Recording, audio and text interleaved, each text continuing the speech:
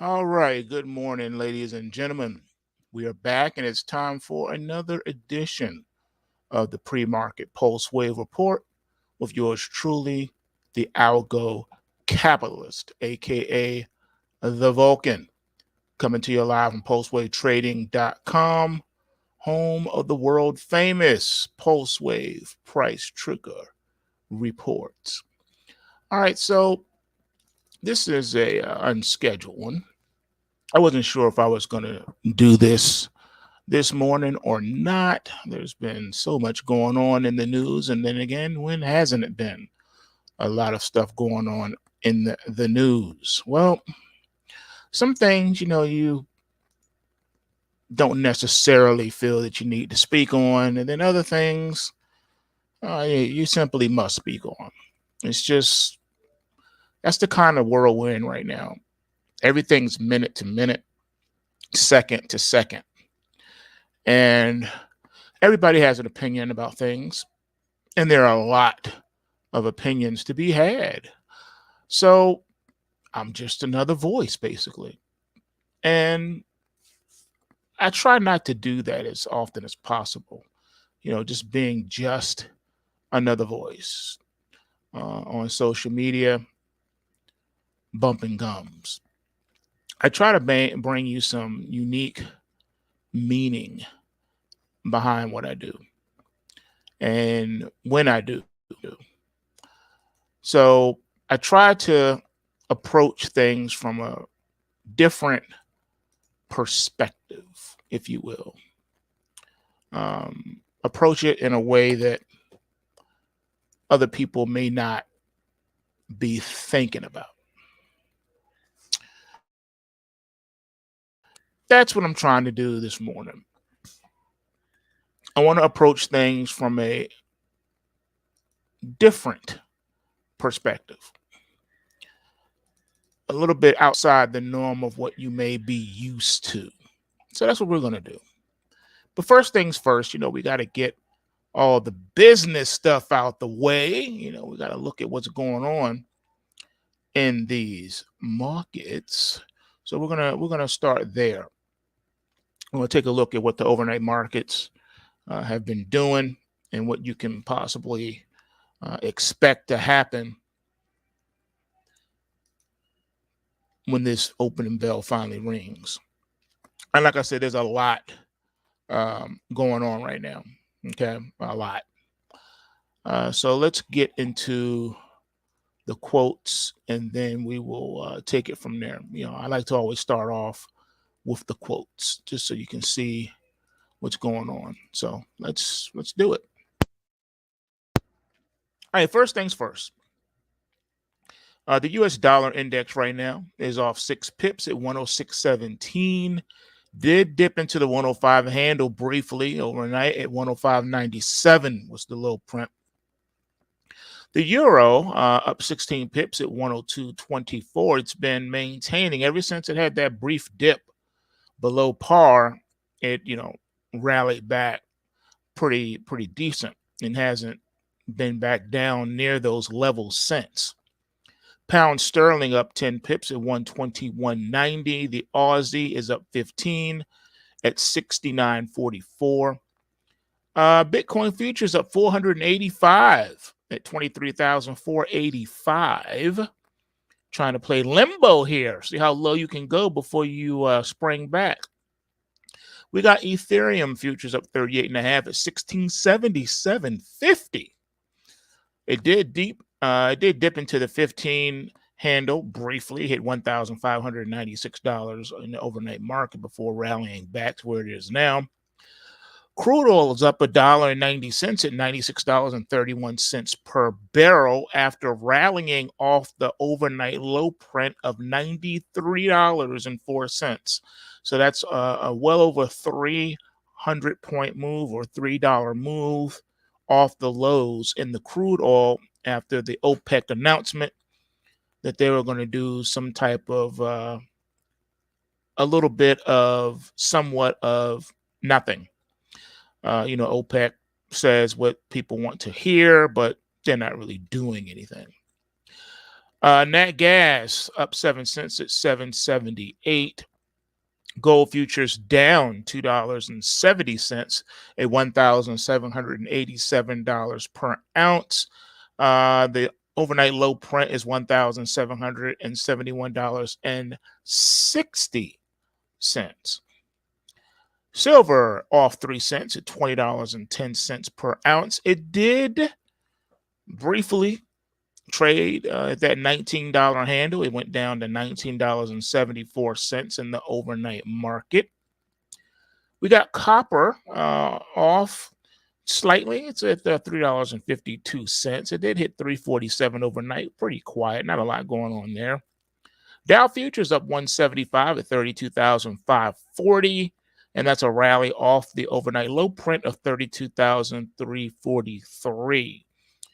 Really defending against the 32,000 psychological support and maintaining well above it.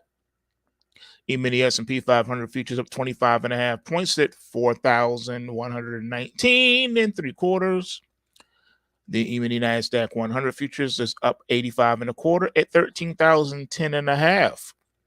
Russell My Hustle at 15 at 18.98 even. And we got soybeans up 6, and right now it's at $13.93 a bushel. Corn up 3 at $5.97 a bushel, and wheat up 12 at $7.86 a bushel.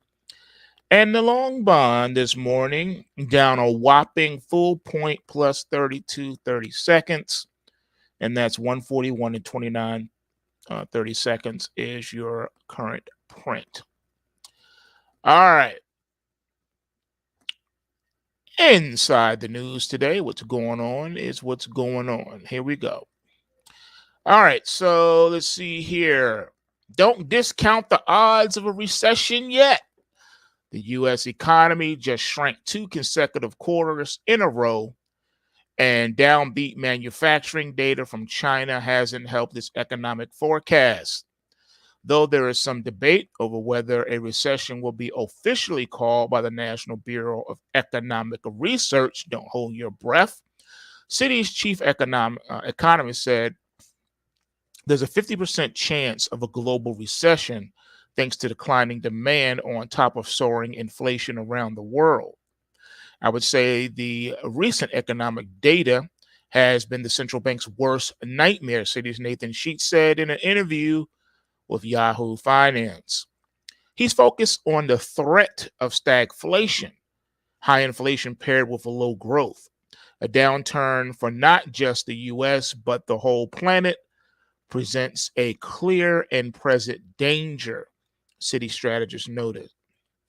Other economists, such as Dr. Doom, have said the Fed will have to decide whether to tolerate long-term high prices or to tip the economy into a recession. Like Tom Solo always says, it's an either-or situation. There's really no clear-cut answer all the time. It's would you rather? Would you rather this or would you rather that? You're picking your poison, so to speak. And that's what I see happening here. But some optimism remains, with Wharton professor Jeremy Siegel telling CNBC Monday that the Fed is nearing the end of its rate hikes, something markets are eagerly waiting for signs of. He explained that markets want the central bank to consider that expectations for inflation have cooled. Now, the Fed has got to be looking at the sensitive commodities and housing prices and say, you know what? Yeah, we messed up later on and caused a lot of inflation, but forward-looking inflation has really been stopped, or has it? In other news, U.S. stock futures arise early this morning amid ongoing U.S.-China tensions. Meanwhile, Solana's token is down 2.13% after thousands of Solana wallets were targeted in the latest multi-million-dollar crypto hack. It seems like every day there's a new crypto hack.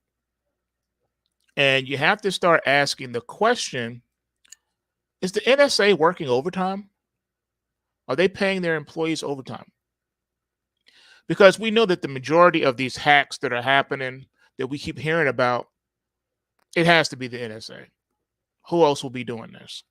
Think about it. Who benefits from all of this hacks, from all of these hacking? They don't say, well, it's China, or it's Russia. Last time I checked, there were hundreds of countries other than China and Russia that exist. Not to mention, doesn't the US government have a long track record of destabilization of foreign countries and economies around the world? Not to mention, again, who benefits?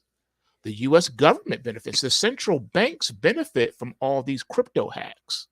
Because, see, then it will send a powerful message to those that are pro decentralization. It sends a powerful message that, see, this is why you need a central bank. This is why you need centralization. We can protect you. We know you want to come in from the cold. It's cold outside. It's freezing. Temperatures are plummeting. Come on inside. It's warm in here at the central bank. It's warm. Centralized banking is warm. We got the fireplace going. We're over here roasting marshmallows, and we got all this good stuff happening. We listening to some good jazz music. We warm in here. We walking around in our boxers and shirtless, all right, and flip-flops, while you out there freezing in the cold, and you don't even have a triple fat goose on. You out there way underdressed. Come in from the cold. That's what the central bank is saying. That's who benefits. It's going to make people scream and beg for centralized crypto on a stable central platform like the NASDAQ or the New York Stock Exchange. Can you imagine the NASDAQ and the New York Stock Exchange handling crypto? Now, there are pros and cons. I am not a statist. Let's get that out the way. I'm not a statist. I'm just stating the obvious. What do you get from the NASDAQ and the New York Stock Exchange? Well, you get data. That's for one. Their primary thing that they do is data. They give you data. They manage all the data. And that data is for sale. Not only that, but they are under very stringent rules and regulations. And they control the market.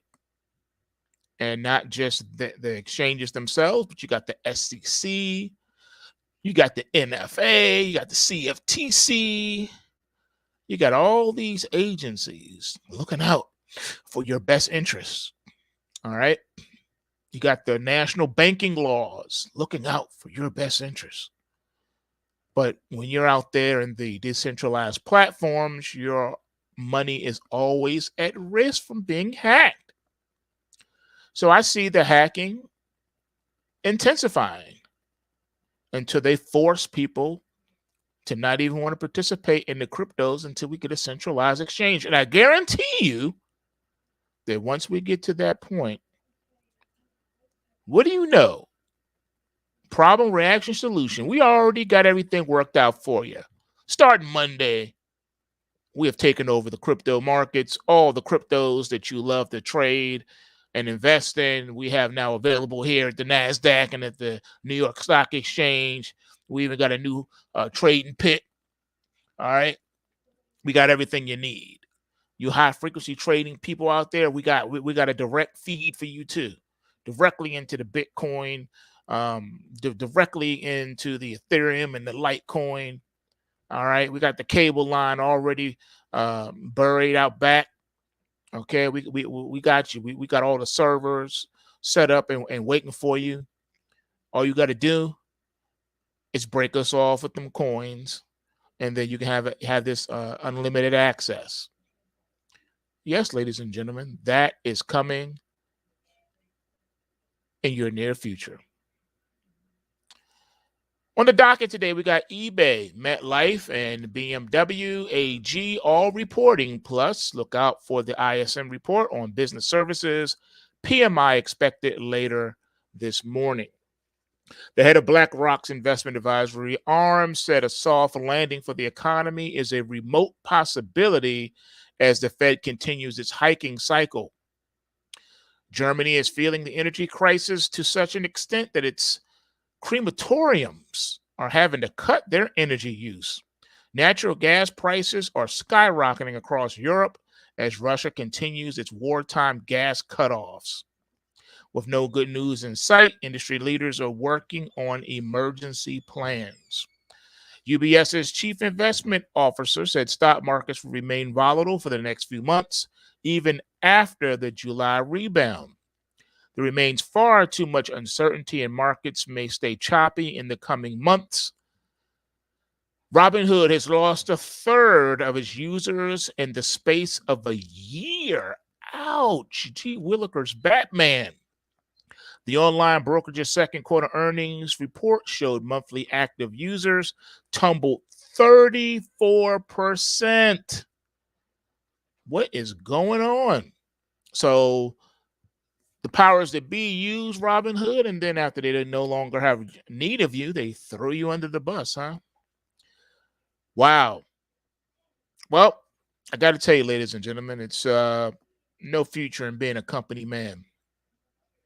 Shares of a Chinese tech firm have jumped more than 30,000% since its July IPO, and even the company has no idea why. AMTD Digital has soared to the moon and currently has a market valuation of nearly $150 billion. In Tuesday's sessions, AMTD's parent company surged more than 500%. Sounds like a pump and dump to me. That's what it sounds like, ladies and gentlemen. A clear example of Pumpty Dumpty sat on a wall. Pumpty Dumpty had a great fall. But now let's talk about another issue, a sadder issue, an issue that seems to be becoming more prolific each and every day. Let's talk about how Beyoncé's Renaissance album has now become another victim of woke speech police. That's right, ladies and gentlemen. Even Beyoncé is being censored now. Can't use certain words that certain minorities don't like. And by minorities, I mean a small group of people who are extremely narcissistic, who thinks that every time someone speaks, that they're talking directly to them. So we're getting to a point now where you're not just being censored, but you can't even communicate because everyday words and terms and phrases now have had themselves twisted into new meanings. So every time a person speaks, there's someone to take offense to the point where you won't be able to communicate anymore. You're going to have to go to an approved university and get a degree in Newspeak in order to hold a conversation, because every time you open your mouth, someone's going to be offended. So you won't be able to open your mouth anymore unless you have an approved mouthpiece card. I'm sure that's coming too. Beyond the medical passports, you're going to have a speech passport. And if you don't have the appropriate credits on it, then you won't be able to open your mouth and speak or communicate in any way, shape, or form. That's what we are right now. We live in a world full of narcissism. Everyone is self-centered and thinks that the world revolves around them. So now they take offense. Comedians can't be comedic. Politicians can't be political. And now artists can't sing and rap. Everything is about who is offended. Can you imagine the stress on the human brain? Every time you open your mouth to communicate, you have to think about thousands of self-interest groups who may be offended by what you are going to say. If I say, good morning, someone is going to be offended because they're going to say, what's so good about it? I have a diagnosis of anti-goodness. So every time I hear the word good, it triggers me and it makes me sad because I lost a puppy on Good Friday. So when I hear the word good now or good morning, I'm offended and it sends me into a depressionary down spiral. So you can't use the word good around me. Do not say good morning to me. I'm offended. That's the world we have woken up to. Yeah. Now, wokeness means you are sound asleep because anyone who is offended by everything they hear is a very, very narcissistic individual who thinks way too highly of themselves to the point that they think everyone is talking about them. Even strangers on the street, if they overhear a conversation and hear words that they don't like, they butt in and say, you know, what you're saying is very offensive, and they weren't even talking to you. So now everything revolves around you, the narcissist, the self-important person whom no one is thinking about, whom no one is talking to, who no one is checking for. But you think it's your job to check everyone else and to verify if everyone's speech is approved or not. If you approve of their speech, like people have to answer to you for something. And I have a question for the woke police. How many words have you used in private that are offensive to someone? Because every word that comes out of your mouth can be offensive to someone. We live in a world where there are hundreds, if not thousands, of languages, and one word could have 10, 15 different meanings depending on what country you're in, what city, what state, what village, what township. So someone somewhere on the planet is offended. But that's where we are right now. And the word that was used is a word that has been in existence longer than some of the people who are being offended have been alive. But all of a sudden, they're offended. So now you can't use certain words because you will be censored, you will be punished, you will be bounced off of social media. And it's ridiculous. It is absolutely ridiculous. What about people who have certain stage names? What if a powerful political group decides that they don't like this individual anymore and that their name, their stage name is offensive? Are they going to force them to change it? They might. Look at the Washington Redskins. They finally caved and have changed their name. They fought against it for decades and finally caved under the pressure. And they've changed their name now because someone was offended. We are living, if you're living in the United States, in a country that has become so soft, so moist, so marshmallowy, so weak, so vulnerable that it is a nation, it's become a nation of victims.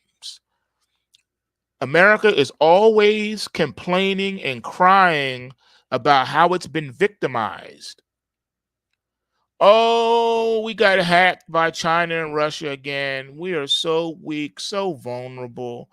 Oh, another person has said this or done that. And oh, it's so offensive. Oh, we're so weak. We're so triggered.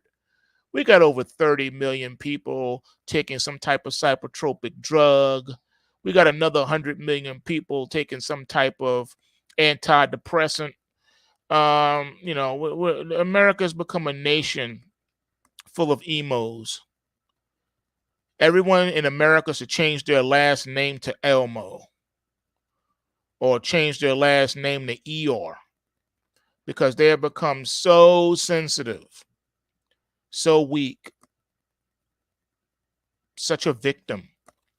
The United Victims of America is the new name for the country. The country has now officially changed its name to United Victims of America because the average American will tell you that they are a victim of something or someone or something. Always a victim, never a victor. Never overcoming, but always succumbing to someone else's discrimination. They don't like you. They called you a name. They called you out of your name. Everything is sensitive and oversensitive and hypersensitive, except for certain things. You see, it's okay to defame religion, especially Christianity. It's okay to make jokes and things of that nature about the God of the Bible. It's okay to poke fun at the Bible. It's okay to poke fun at the Word of God. That's okay, no problem. But everything else is off limits. Oh, we're triggered by certain key words in an album by an R&B artist, but we're not even so much moved by the Lord's name being taken in vain. Oh, no, that doesn't hurt. It's not a problem. We can handle that. We can handle all type of debauchery. We can handle abuse against children. We can handle the murder of children. No problem. We will fight for the right to murder children in the United States of America, but you're not offended by that. But you are offended by words because those words hurt your feelings. Something is very wrong with this country. Something is very wrong with the people in this country. America has become a nation of sick people, mentally ill people. What is the number one complaint in the United States of America? It's mental illness. How many times has someone taken the mental plea in a court of law? Your Honor, my client didn't mean to shoot all those people in the nightclub. Your Honor, my client didn't mean to shoot all those people in the grocery store. Your Honor, my client did not mean to rob that pastor in the church doing a live stream. You see, what happened was, Your Honor, my client, he was abandoned by his father at a young age. His mother was strung out on every drug imaginable. He was raised by wolves and bats and rats in the alley. So he never really learned that, you shouldn't rob people or bust your gun in public. And so, Your Honor, we're going to claim that my client here is mentally disturbed and he's really a victim of his environment. And then the people say, yeah, he does have a point, though. Yeah, he is a victim. They'll look at him. Oh, he looks all like a little lost puppy over there sitting next to his attorney. Oh, he looks so cute in his little suit, his little tuxedo that he wore to court. Oh, poor little thing. Your Honor, I think you should just go ahead and just throw this case out. He's innocent.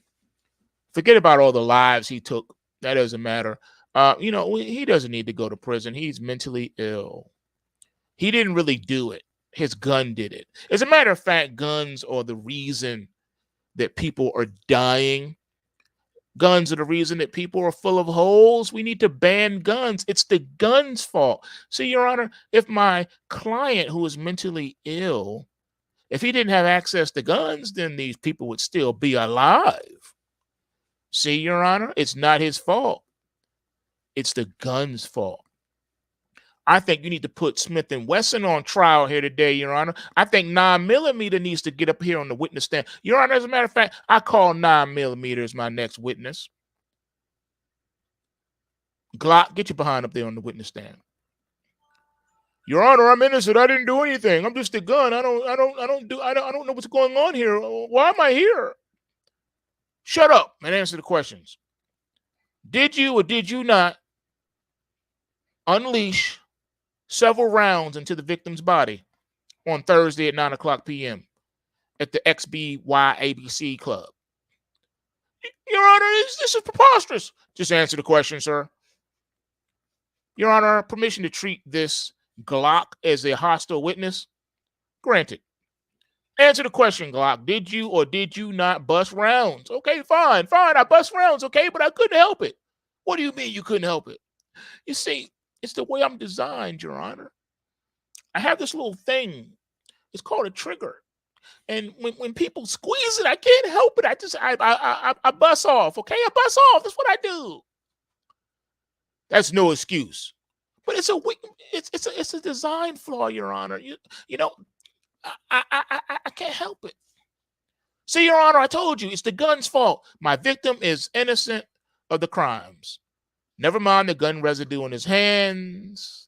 Never mind that he has a track record of shooting people. It doesn't matter. It's the gun's fault. The gun possessed my client. As a matter of fact, you know what, Your Honor? I'm going to call my next witness to the stand, too, because, it's not just the gun that has polluted my client, my victimized client, the one who was raised without a father and a mother, the one who was raised by rats in the alley. It's not his fault. He's a victim. As a matter of fact, he's really a hero for even coming here and showing himself in the courtroom and giving his testimony, Your Honor. But the next person we're going to call to the stand now, let's see here. I have a long list, Your Honor. If you could just bear with me for a minute, Your Honor. This list is quite long. We're going to call Beyoncé to the stand. Oh, my goodness. He's calling Beyoncé to the stand. Yes. Beyoncé, is it true, is it not true that your current album, Renaissance, is an abomination because you have offended thousands of people around the world with your poor choice of wording? Even though you weren't talking to them, that's not the point. Even though the song wasn't directed at them, it's not the point. You still use the word. Your Honor, I have nothing else for this witness. This is the world we live in, ladies and gentlemen. This is the world that they've been allowed to take place and happen. So now we're going to blame an album, a song, for people's behavior. Your Honor, I'm triggered because I didn't like the word Beyoncé used in her album. Never mind she wasn't talking to me. Never mind that wasn't the context that was being used. Doesn't matter.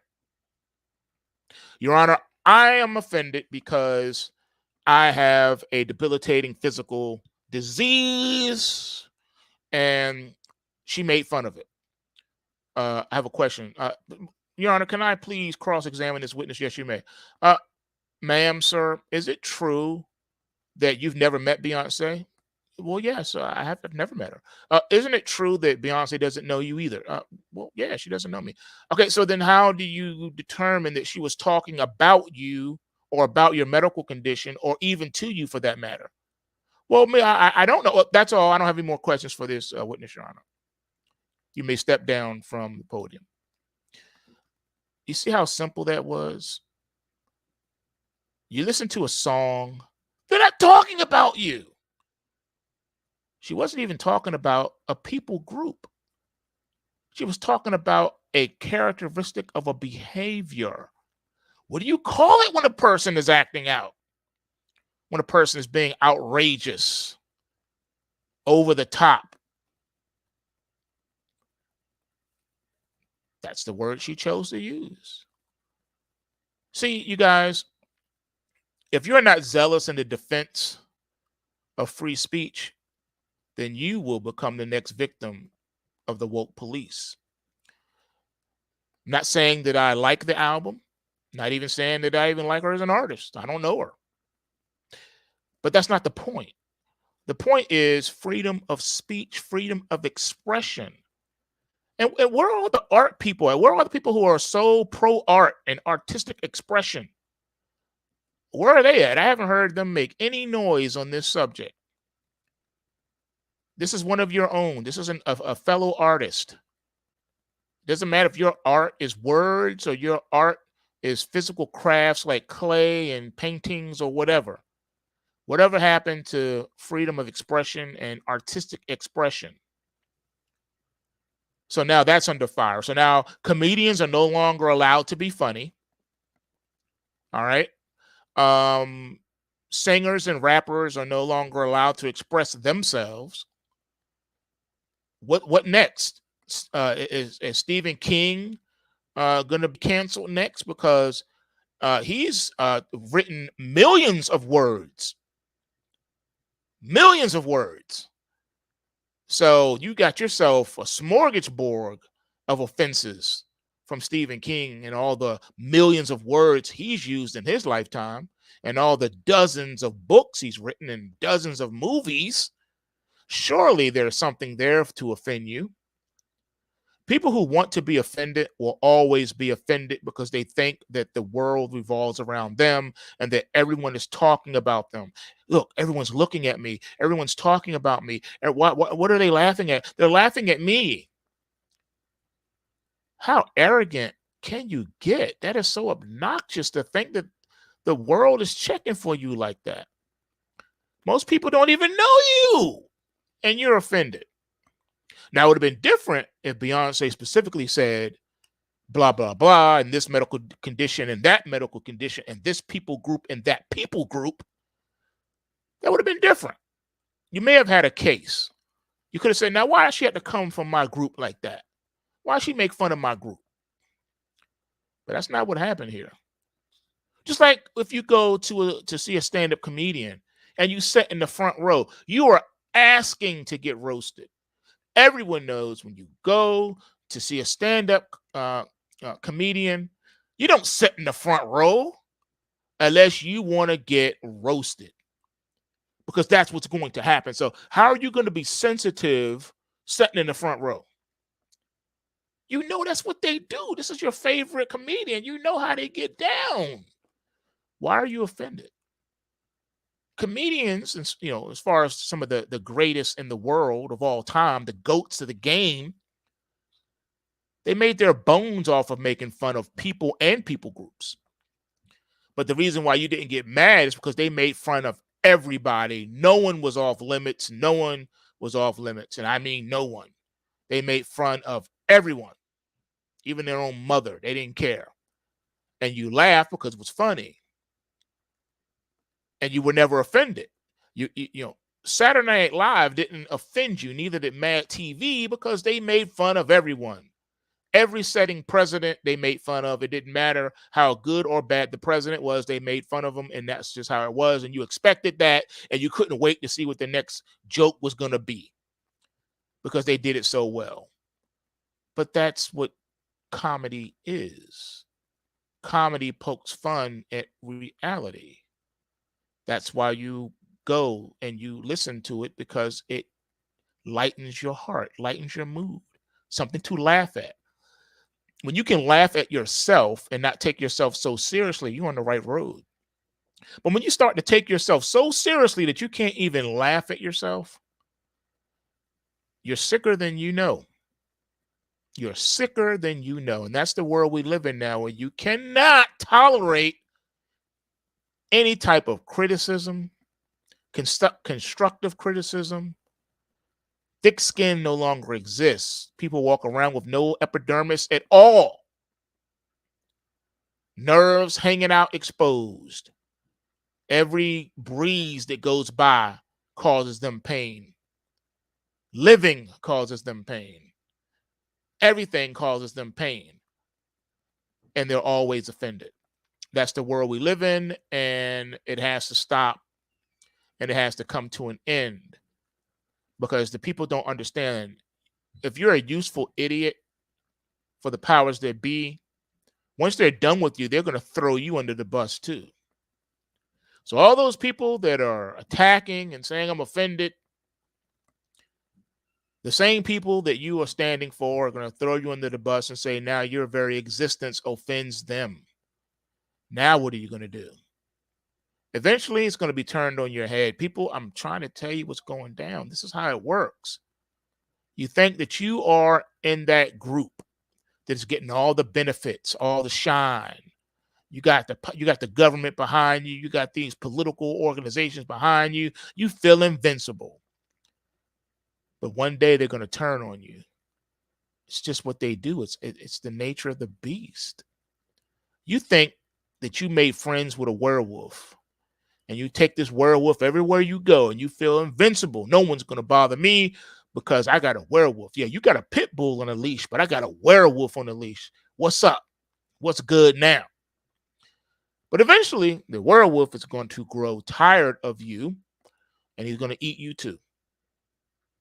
And there'll be none to deliver you, none to save you. And that's the world we live in. But make no mistake, ladies and gentlemen, all of this stuff is scripted. Everything you see, everything you hear in the mainstream media comes from a pre-approved government script. All right? I know this is shocking news to some of you. You find it hard to believe, but every time you watch any type of mainstream media news broadcast, not only are they reading from a script, but it's an approved script that all the news outlets nationwide are using. Same words, word for word. It is a script. And if you think otherwise, you're even more deluded than we thought. A script. And unfortunately, the tentacles of the octopus are growing. It's growing more tentacles. The octopus doesn't just control mainstream media, but it controls all the printed media as well, all the newspapers. The only difference is one newspaper may take a left slant and another one may take a right slant, but they're still using the same talking points, the same words, the same everything. And they're covering the same stories.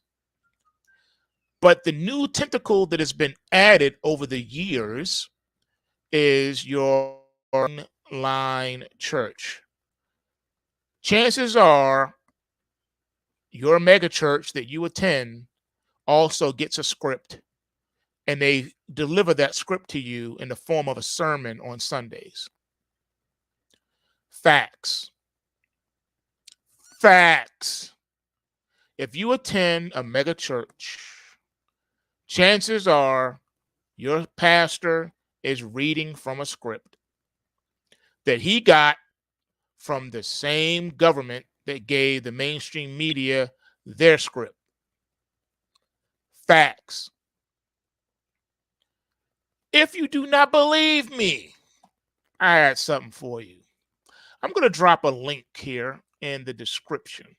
I normally don't do links, but I'm doing one today for you just because I know some of you are going to find this so hard to believe. But there's a video that was very nicely done here on YouTube where the gentleman posts and shows you mad clips where you see these mainline churches quoting from the exact same sermon word for word. Now, I'm not talking about, quote unquote, plagiarizing one of the Puritan authors from the 1500s. No, I'm not talking about that. Everyone borrows from the fathers of the faith. I'm not talking about that. I am talking about, yes, you got it, the ministry of truth. That's what I'm talking about. So check this link out and watch it all the way through. Watch it all the way through. And trust me, you're going to see what I'm talking about, where he shows you step by step different mainline ministry, all quoting from the same exact script, word for word. You cannot make this stuff up. If I hadn't seen it myself, I would have been skeptical and said, nah, that can't be. Say it ain't so. But it is so. I'm afraid it's so. All right. So check it out. The first link may not work, but the second one will work. That should work.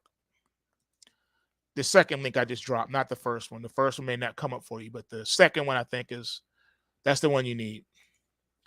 Do yourself a favor and watch it until the end. And I'm telling you, you're going to be shocked. All right. You need to understand this, man. This is bread and circus. A lot of the news stories that come up are brought up for a particular purpose. And you always have to follow the money and ask yourself who benefits. So they come up with these absurd stories because they want you to be offended. They want you to be concerned. They want you to care.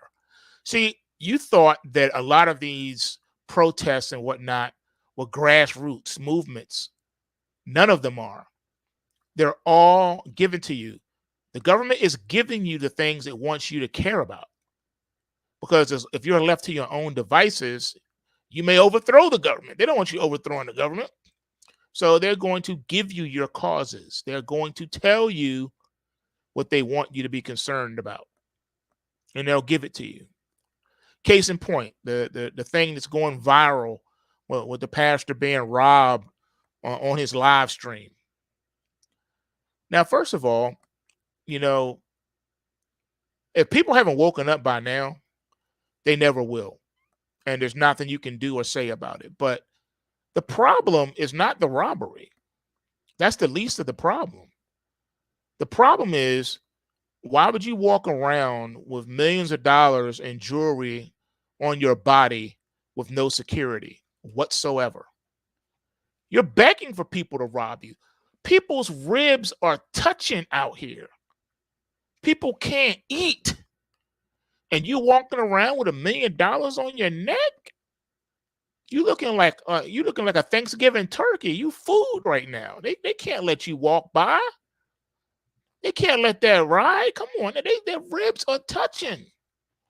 Not to mention the millions and millions of people who are strung out of their minds on all these drugs. You got people still smoking crack. You got people on that crystal meth. They're on heroin.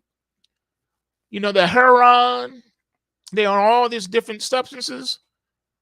And you walk by with millions of dollars in jewelry with no security? Oh yeah, you about to run all of that. They're gonna stick the cig to your ribs in a heartbeat. And those that don't got that, they'll pick up something sharp. If they can't find something sharp, they'll pick up a brick, a stone, a rock, a bat, a pipe, a pole, some kind of weapon. And you're gonna run all of that. Oh, you coming up off of all of that. Run them jewels, man. Matter of fact, I see you with that Fendi suit on. Take off that suit. That's my size too. Take that off. It's stupid. It's downright stupid. So you're saying a grown man didn't know better? A grown man didn't know that flossing in a country full of crackheads and mentally ill people was okay with no security. You're not even packing. At least live in a state or stand your ground laws. At least live in Texas or Virginia or somewhere. And I think Atlanta and Georgia, y'all got that too, right? Where you got concealed carry and open carry. At least bring the stick with you. Walk with the stick with you, man. Bring that pole, bring that firearm with you, man. But you ain't got that. And you walking around with millions of dollars on your neck? Please. I may even have been tipped into rob you myself. Goodness. Tempt not. Why are you walking around tempting people? What's the other word they call it? Entrapment? Why are you entrapping people, man? Come on now. That's not smart. It's not smart. It's not intelligent. So you have to ask yourself a question. Why? And not only that, but with all of today's technology and information available on the web or the deep web or the deep dark web or the deep dark web, information is still readily available. Not to mention you still have old school libraries. All right. The Dewey Decimal System is still alive in effect for you. Knowledge and information is available everywhere. You try to tell me that the so-called thugs that rolled up on dude in his church during a live stream did not know that it was being done live? You try to tell me they didn't do the knowledge to the lick before they ran up in there? Nah, you don't run up in a spot unless you know what the layout of the land is. which means that they probably have already attended the church or been at the church.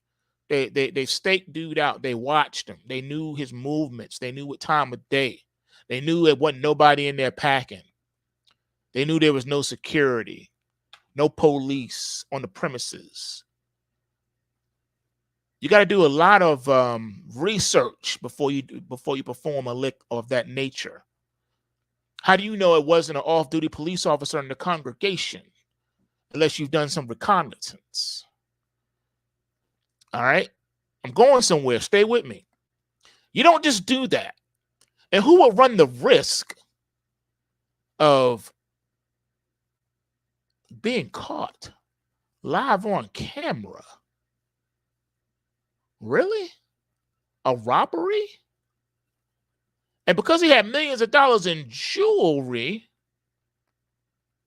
now you got grand larceny. Do you understand? Do you know what judges are doing to people these days? Have you not watched any of the prison channels on YouTube? None of them? You ain't watched none of them? Really? You need to holler at Big Hurt so he can school you on some things. All right? You don't know that judges are smoking people's boots in court? Giving football numbers to people? Giving lottery numbers to people? That's right. That one lick they just pulled live will allow them to get lottery numbers. Straight up. When they stand before that court and stand before that judge, he is going to smoke their boots. They could be facing hundreds of counts off of that one act. The larceny part will give him a decade off the rip. That's off the rip. A decade. Now you got to ask yourself another question too. Okay. How are these guys going to get paid? Everyone in the area knows about the robbery because you did it live on camera. So you can't fence it nowhere. You can't take it to no pawn dealer nowhere. They're going to know it's hot. It was stolen. Even if they didn't watch the news and knew about the robbery, the fact that you coming in there with millions of dollars of jewels, they're going to know you ain't got that kind of money. Because they're going to look, they're going to see that the Buster Brown sneakers that you wearing are all busted up. You got on Buster Browns and tough skins.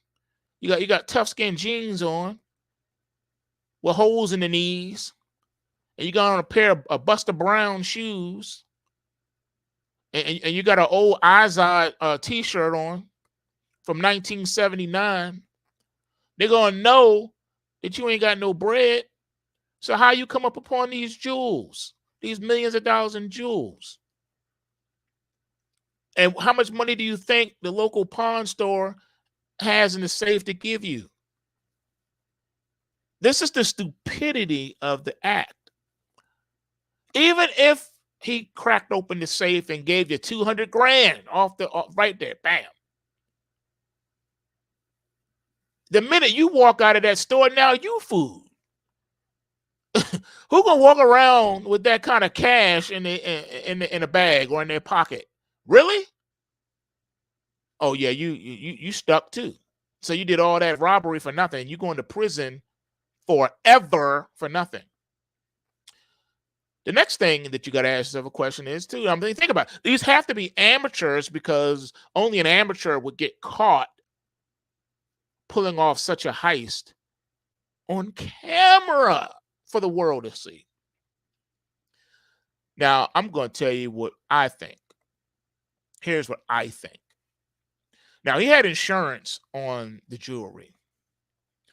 I believe that this is nothing more than an insurance scam, insurance fraud. I believe he hired them little young knuckleheads to go in there and do that. And that's what this is about. Straight up. Insurance fraud. He's going to get broke. The man's going to get money, going to get bread from the insurance company because he had it insured. And then after some time passes and the smoke clears, the dudes will just gladly give him back his jewelry. That's how it goes. Now, one of the reasons why I believe this is because when you look at the video, you notice that the guy sitting in the back is just chilling. He's relaxed. His face is not even worried. His body language is saying, there's nothing to see here. Chill, relax. Now, ask yourself a question. If you was in that congregation and you seen thugs come in there with guns, are you going to just sit in your pew and chill like nothing happened? No, there's going to be some type of reaction. You're going to be like, yo, what in the world? Your facial expression, your body language is going to change instantly. And most people's fight or flight is going to kick in. People are going to be running. All types of chaos and pandemonium, screaming, ah, don't hurt me, don't shoot. You didn't hear none of that.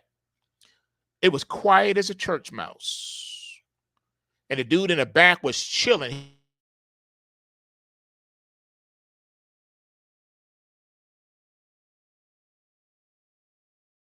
You heard was get on the ground. And the dude in the back did not get on the ground. He didn't even move. Really? Well, I was scared. No, you wasn't. You was chilling. Then you saw him ruffling through papers. He looked like he was going to reach into his vest, like he had a piece in his vest. He was about to pull out, and then he stopped. Then he started ruffling through papers. Really? So armed villains just came into the church in your face, waving the tool in your face, and you just chilling. No expression, no alarm, no body language. You're totally comfortable with the situation. You really? Either you knew these people or you were in on it. I believe it was fake. I believe this is an insurance fraud scam all the way. And there's no other way around it. It doesn't make any sense. Who would run up in a church during a live stream and commit a robbery? Only an idiot would do that. I don't even think a crackhead would do that. I think they would even know better. They would at least waited for the pastor to step out and go to his car, and they would attack him in the parking lot, at least not get caught on camera doing a service. Now, I know there are some real gangsters out there. All right, they'll rob the Pope. They don't care. But most of them, some type of religious upbringing, and so they have a thing, if you will. They have some type of code. They're not going to go in there and rob a church. Think to yourself, how many times in your lifetime have you heard someone rob a church, rob a service while it was going on in the middle of a service? Very few and far between. For someone to roll up on a service in a packed church and rob the offering. Now, you've heard rappers put those lyrics in their songs. Biggie said it once. We say rob the church from the offering. I remember that lyric. But how many people have you ever heard do it? And there's a lot of reasons for that, because most of the mega churches and stuff, they got security. Some of them even have police, live police right there on the premises. Bam. Police directing traffic in and out. And they got police in the inside, outside. They got security. They got something. And most people know that, it's going to be hard to get away from all those people. You may be able to shoot a few people, but a mega church with 10,000 people in there all rushing you at the same time, you ain't getting away. And plus, all the pandemonium and chaos, that's an environment that you can't control. No one's gonna do something like that in an environment they can't control. I know you got idiots out here, but this whole thing just seems made up to me. Because again, who benefits? The pastor. He benefits. And not only that, but how is the pastor walking around with millions of dollars of jewelry when you got people in your congregation that are homeless and can't eat and their ribs is touching? What kind of gospel is he preaching? Doesn't make any sense. Now, I don't care if you were already wealthy before you became a pastor. That's actually besides the point. The message that is being sent is not a godly one. It's a materialistic one. And just off of that alone says that you're not fit to be an elder because you don't pass the test, the New Testament elder test. One of those tests is you must not be greedy for filthy lucre. You must not be a man of money, a man after money. The scriptures call that person a hireling. You're not supposed to be about filthy lucre. And you got all these pastors out here flying around in private jets, living in mansions, and got long money. To quote A.R. Ab, their money is longer than train smoke. And your people starving. But your money long, though. Really? So that's the message you sending? I'm not saying you can't be wealthy. I'm not saying you can't be successful, but to be flossing in front of your congregation and on camera doing what message are you sending? The message is not the gospel. The message is all about you. Look at me. Look how fly I am. I am flossing. I'm fly. Really? Nah. That's not a man of God. I'm sorry. It's not a man of God. It's not. Because what message are you sending? You're not sending a godly message. It's not the gospel. The gospel is nowhere in your church. It's all about money and materialism. You're preaching wealth and prosperity. You're not preaching gospel. Gospel is not about wealth and prosperity.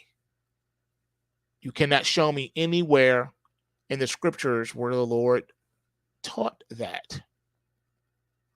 Anywhere in the scriptures where prosperity was taught had to do with the people trusting God for their provisions, and if they obeyed his commandments and humbled themselves before the Most High, that he would bless them with plenty.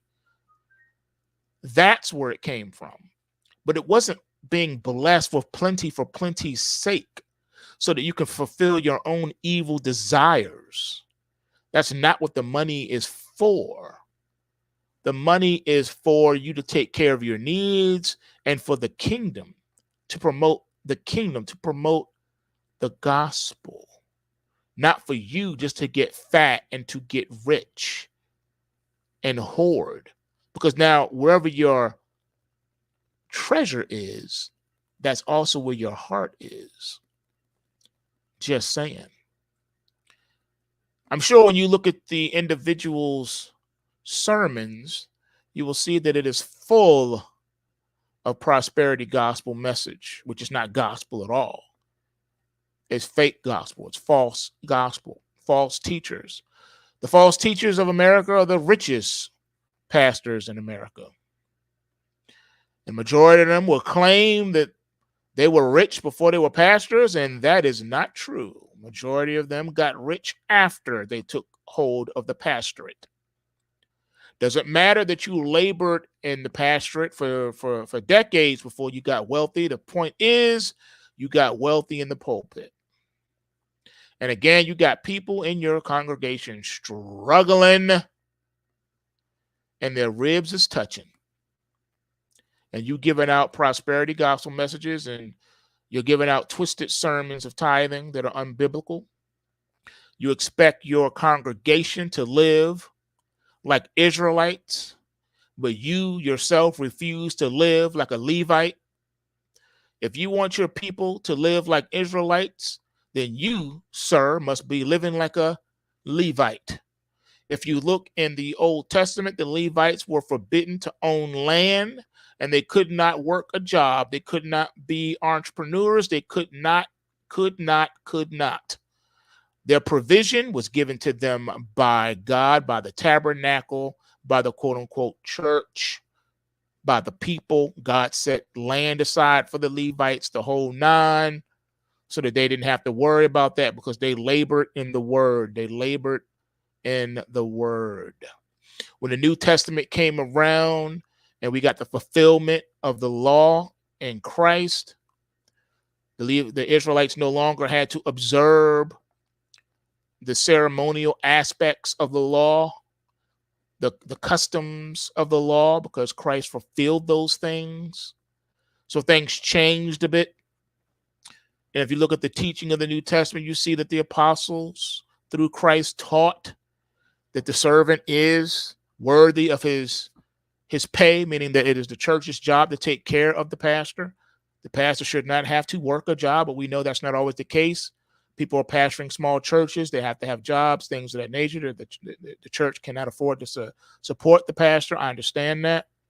Even Paul, the Apostle Paul, was an entrepreneur. He made tents. He said, I support myself because I don't want to be a burden to you and cause some of y'all to stumble. But the fact of the matter was he didn't have to do that. They were supposed to take care of him, but because they were babes and unlearned in the ways of the word and the scriptures, he worked anyway with his hands. And then he said, I'm leading by example. Those that don't work don't eat. The reason why he said that, because you had certain individuals who were from the Judaic persuasion that took a lot of Greek culture and inherited as their own. And they felt that like some of the Greek scholars that walked around prognosticating all day, that didn't work, all they did was philosophize all day and were unproductive. He said, I'm going to be an example to you that you need to be productive and you need to work. No one's going to pay you just to sit around and philosophize all day like the Greek philosophers. All right, that's not what we do here. But yet, and still, this is what's happening right now. Now, I believe, based on all of the above, I have to agree with Pastor Paul Washer on this one, in that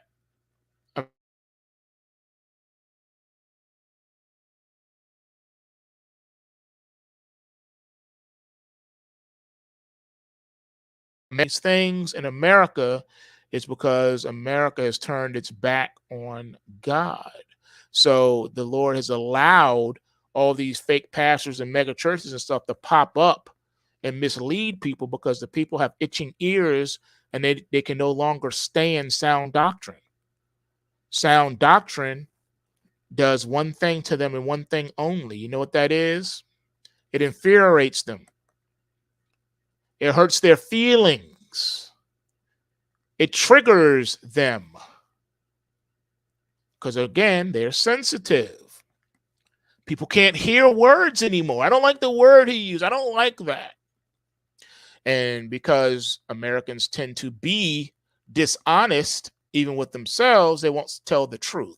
The truth of the matter is they're not mad at the pastor and his sermon. They're mad at God. They're mad in the sovereignty of God. They don't like the sovereignty of God. You see, human beings have no problem with taking credit for all that is good in their life. They'll say that the reason why I'm successful is because I went to school, I worked real hard, I got really good grades, and then, I'm excellent in my craft. That's why I'm successful. I did this, I did that. That's why I'm successful. But when evil enters into their life, they say, God has done this to me. I am suffering because of God. Well, hold up. When you were prospering, successful, and healthy, you said there was no God, and you're successful because you did this and you did that. But as soon as evil comes into your life, now all of a sudden God does exist, and he's the reason that you are suffering. People want it both ways. They want to say, they want to live as if there's no God, but then when things go wrong, they want to blame God. All of a sudden, he exists all of a sudden. You see what I'm saying? People have a problem with God's sovereignty. So that's what we are right now. We are a country of super hypersensitive people who are victims. It's the victimology, the victimhood of America. America is a victim as a country. It's a trickle-down effect. It started from the top. It started with the U.S. government claiming victim on 9/11. Claim victim. Woe is America. These people flew into sensitive airspace, forbidden airspace, and they did these things to us. Woe is us. Oh, look at the bombings. Oh, what was this? Oh, look at all these hacks. Oh, we're suffering. Oh, look what Putin did because Putin invaded Ukraine. Now there's a supply crunch. No, the supply crunch came because you locked down the economy over a false medical narrative. That's why the supply chain is jacked up, because you shut down the economies. No, we didn't. The disease did. Last time I checked, the disease didn't have arms and legs or held a political office. Therefore, you are responsible, young man, young woman. So then where does this go? What is the narrative that they want you to believe? Well, here's the true narrative. Did you know that there are protests happening in Taiwan against Pelosi's visit? That's right. The U.S. House Speaker's visit to Taipei is drawing the ire of the island citizens who view the visit as an act of provocation against China. Yes, that is correct. And as a result, the Chinese army has now begun drills around Taiwan amid the Pelosi visit. You didn't know that, did you? Because the mainstream media isn't showing it to you. And did you know that China is now curbing trade with Taiwan as a result of Pelosi's visit? That's right. To counter the U.S.'s interference in its internal affairs, China is imposing restrictions on the purchase of fruit and seafood from Taiwan, as well as stopping sand supplies to the island. Not to mention, Pelosi's Asia trip makes no mention of Taiwan. Did you know that? I bet you didn't hear that either.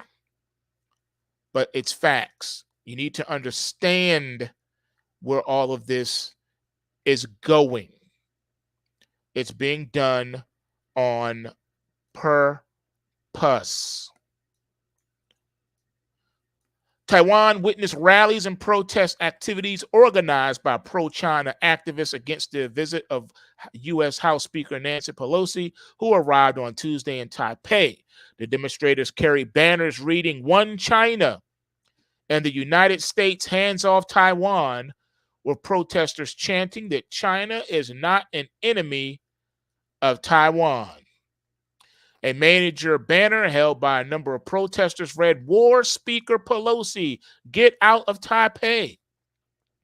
The U.S. House Speaker's visit to Taiwan comes despite warnings from China, as well as from U.S. President Joe Biden's administration officials who were concerned about Beijing's reaction. So even the president, even the White House said don't do it. Earlier, China warned that the U.S. will pay the price if Pelosi visits Taiwan. In parallel, U.S. President Joe Biden said in late July that the U.S. military thinks it's not a good idea right now, but I don't know what the status of it is. That's what he said. Now, commenting on the unannounced visit of Pelosi to Taiwan, Chinese FM Wang Yi affirmed that Taiwan is a part of China. That's right. The implementation of national reunification is a general trend and historic eminence. The FM went on to stress that we will leave no space for external interference and to force supporting Taiwan's independence. Chinese National Defense Ministry spokesperson Tan Kefei warned on July 26 that the Chinese military would not sit back if Pelosi visits Taiwan. Furthermore, the Chinese People Liberation Army Eastern Theater Command has declared its intention to conduct exercises in 6 areas around Taiwan from August the 4th through the 7th.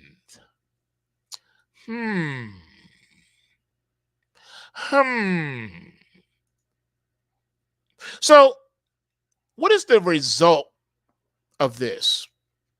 Well, did you know that it's a matter of life and death? Did you know that the reason the White House didn't want Pelosi to go It's because of tens of millions of Americans will be without medicine once trade with China and the US stops. If you're against a war with China, you need to make your voice heard while you still can, because once the bullets start flying, it will be too late. Once a war with China starts, our current standard of living won't just be interrupted. The truth is that our current standard of living will end. There are thousands upon thousands of products that we currently get from China that would very quickly disappear from store shelves. They simply would not be available any longer. And Taiwan produces more of our microchips than anyone else in the world by a very wide margin. When the microchips stop flowing, our whole economy will come to a crashing halt. So the stakes are incredibly high, and most people don't seem to realize this, Nancy. But did you know that Nancy Pelosi knew that her visit to Taiwan would absolutely enrage the Chinese? But she did it anyway. Pelosi and the rest of her delegation disembarked from a U.S. Air Force transport plane at Songshan Airport in downtown Taipei after the nighttime landing on a flight from Malaysia to begin a visit that risked pushing U.S.-Chinese relations to a new low. They were greeted by Taiwan's Foreign Minister Joseph Wu and Sandra O'Rourke, the top U.S. representative in Taiwan.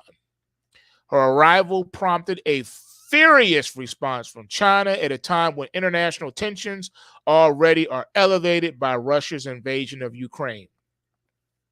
China considers Taiwan part of its territory and has never renounced using force to bring it under its control. The United States warned China against using the visit as a pretext for military action against Taiwan. China is warning that there will be a military response, and the whole world is waiting to see what that will be. If the Chinese don't do anything more than they have already done, it will look like a big victory for Nancy Pelosi and the United States shadow government. There is no way that Jinping is going to allow that to happen, and what happens next could change everything. It is being reported that the Chinese forces have already gathered near the coast for their military exercises. Ladies and gentlemen, it's already started. Needless to say, this would hurt us very badly in countless ways. For example, very little of our medicine is actually made here in the United States, and that is an enormous problem.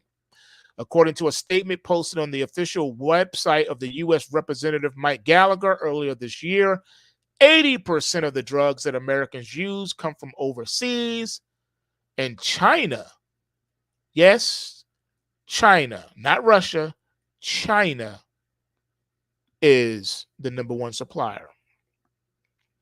The Chinese Communist Party has threatened to withhold life-saving drugs from the U.S. once, and we'd be crazy to think they won't attempt to do so again, said Republican Gallagher. Congress needs an aggressive plan to protect our critical pharmaceutical supply chains and end our reliance on China.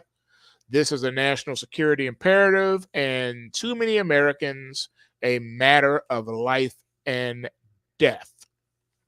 The United States must end our reliance on China for life-saving drugs and critical medical equipment. We have become far too dependent on China's supply chain, and their malign regime represents too great a threat to our national security for us to be at their mercy. I am proud to sponsor this legislation to equip our domestic pharmaceutical and medical manufacturers to be able to efficiently produce these items here in the United States. Though this effort, Americans can have better peace of mind regarding who they rely on for their own personal health needs, said conference chair Elise Stefanik. 80% of the drugs that Americans depend on come from overseas. China, whose pharmaceuticals have been subject to numerous recalls, is the largest manufacturer. As a result of this reliance, the U.S. has not produced basic medicines, like in the case of penicillin, since 2004. Long time. Are the pills that you take every day made in China? You might want to check. And once war with China starts, our supply of antibiotics, once that stops, that's going to dry up very quickly. Right now, the U.S. has virtually no capacity to manufacture antibiotics. That's because China currently controls roughly 90% of the global supply of inputs needed to make the generic antibiotics that treat bronchitis, pneumonia, pediatric ear infections, and life-threatening conditions such as sepsis. At the peak of last year's COVID-19 hospitalizations in the U.S., these generic antibiotics, including azithromycin, were urgently needed to treat secondary bacterial infections. However, the U.S. faced a potential shortage since the key materials for this and other drugs are supplied by, you guessed it, China. Ladies and gentlemen, this is nothing more than the end game result of decades of America's meddling in foreign affairs. Did you know that North and South Korea would have been reunified decades ago if it were not for the U.S. keeping them apart? Did you know that China would have already re-annexed Taiwan if it wasn't for the United States meddling? It's the United States that's keeping it separate. It's the United States that wants North and South Korea separate. It's the United States that wants Ukraine and Russia separate. This is all the U.S. doing.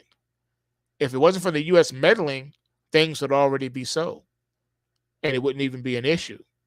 It's the U.S. that needs them separate, because then the U.S. loses its global dominance when this happens. That's why they cannot have unification. They don't ever want that. They got to keep people divided so they can conquer.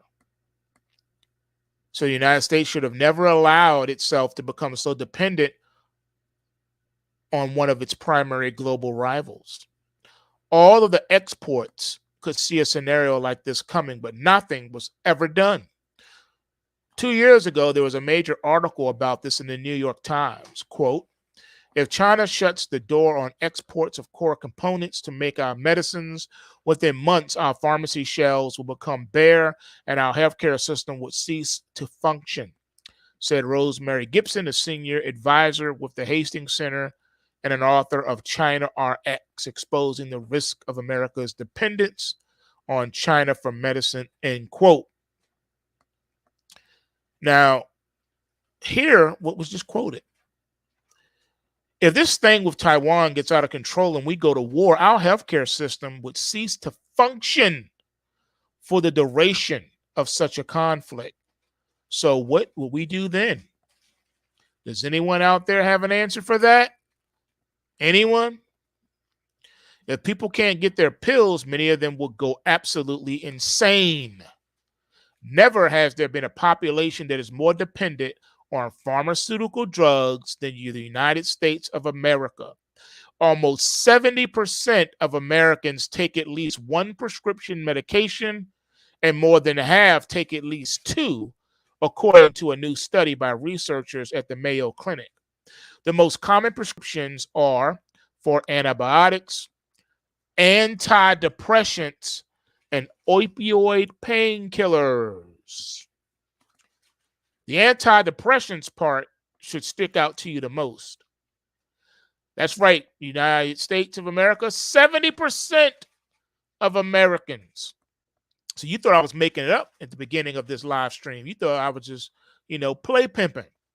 You didn't know that I was telling you the truth. It's a fact. America has become a nation of Eeyores, a nation of emus. If you take away the antidepressants, 70% of Americans' population will probably be wiped out, because that 70% would all off themselves. And that's not a joke.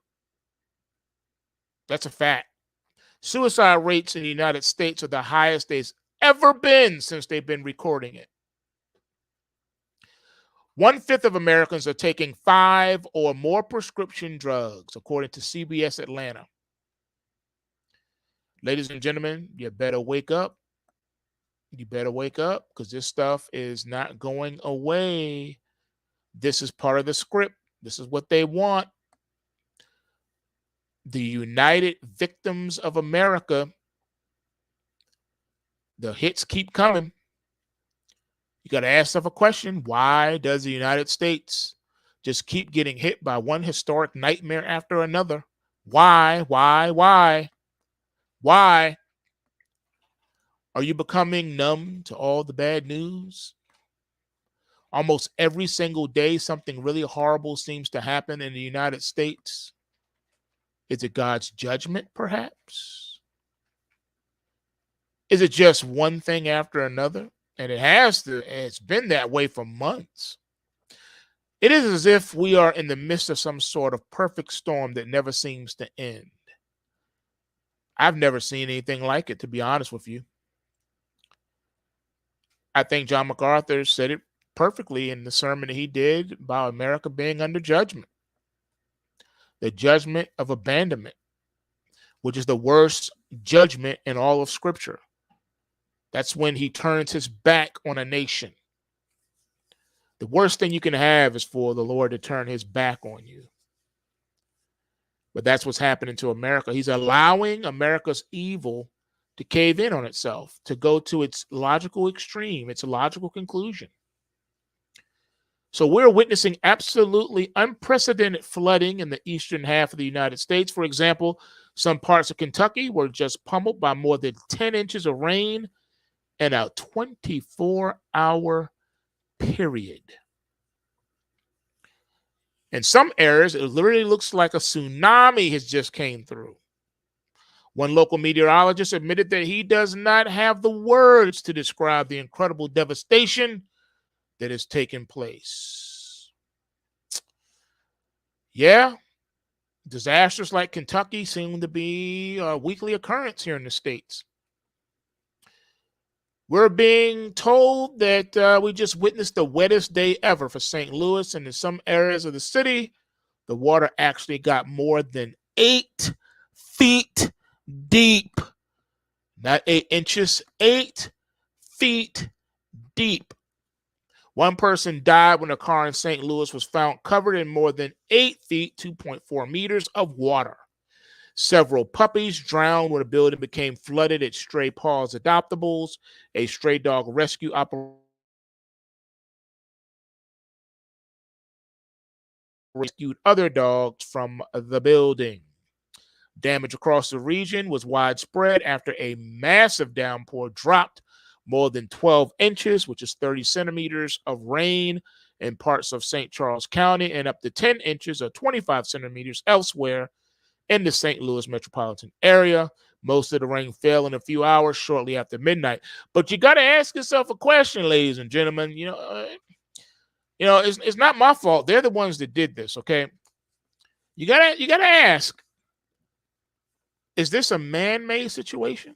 Now, they've been preaching man-made global warming for a long time.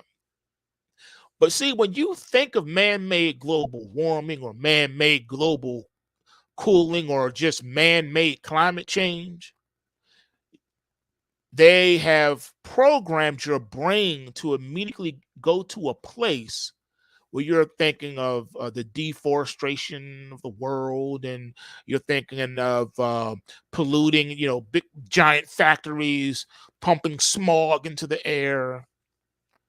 But that's not really what man-made climate change is. On the contrary, man-made climate change is done by putting planes in the air and spraying chemicals. That's right. The term that you used to hear called chemtrails was finally admitted by the U.S. government not long ago. And they said, okay, fine, you caught us, you got us. Yes, we've been doing it for decades, but we've been doing it to save the planet because of climate change. Okay, fine. Yeah, we have HARP. Yeah, we can create, weather. We can create blizzards. We can create hurricanes and earthquakes, of course. But we're doing it to save the planet. So you got to ask yourself a question. Is this the government doing this? Because who benefits? See, you didn't know that they have a thing called weather futures that you can trade. No, not you, but the elite have access to it. The common man don't. Your broker doesn't offer weather futures contracts to trade. That's only for the elite. But yes, they can trade weather. Place a bet on if it's going to rain tomorrow and how much rain. Yes, that's been a thing for over a decade now. It's been a thing. It's a real thing. Weather futures, look it up. Do you think they're going to create a futures contract based on weather and not have a way to control or manipulate that weather? Did you really think that? Think about it. Think about it. Meanwhile, the U.S. is now dealing with two major simultaneous pandemics for the first time ever. Despite everything that health officials have tried, the first pandemic is still raging, and now another frightening disease is spreading like wildfire. The current monkeypox outbreak began in Europe, but this week, the U.S. officially became the world leader in confirmed cases. With more than 18,000 cases worldwide, the monkeypox outbreak is now a global public health emergency, the World Health Organization declared this week, and the U.S. has recorded more monkeypox cases since the beginning of the year than any other country, according to the most recent statistics. Now, this is not new to you guys. I warned you about this a while ago. I told you that they have all these wonderful, nasty little diseases, these little bioweapons that they just got set and just waiting. After they hit you with the first one, now they can just pull these out whenever they need a distraction, and they can pull it out. And with this, they can lock down again, bring the global economies to a halt, and they can do whatever they want with this. They can force vaccinate people, the whole nine. There's no limit to the power that they've given themselves. Think about it. Yep. And then they've made it even harder or almost downright impossible for you to be able to get an opposing opinion. There's no debate being offered on the subjects. There's so much information out there, but you will probably never have access to it because they control the narrative and they control the airwaves. They control the mainstream media. They also control the social media. Once they reined in social media, that was a wrap. For a long time, social media was wide open, and then they just reined it in. So now you have a hard time getting to the truth about anything. The only version you get is their version. All right. So all I'm saying to you is you need to look into things yourself.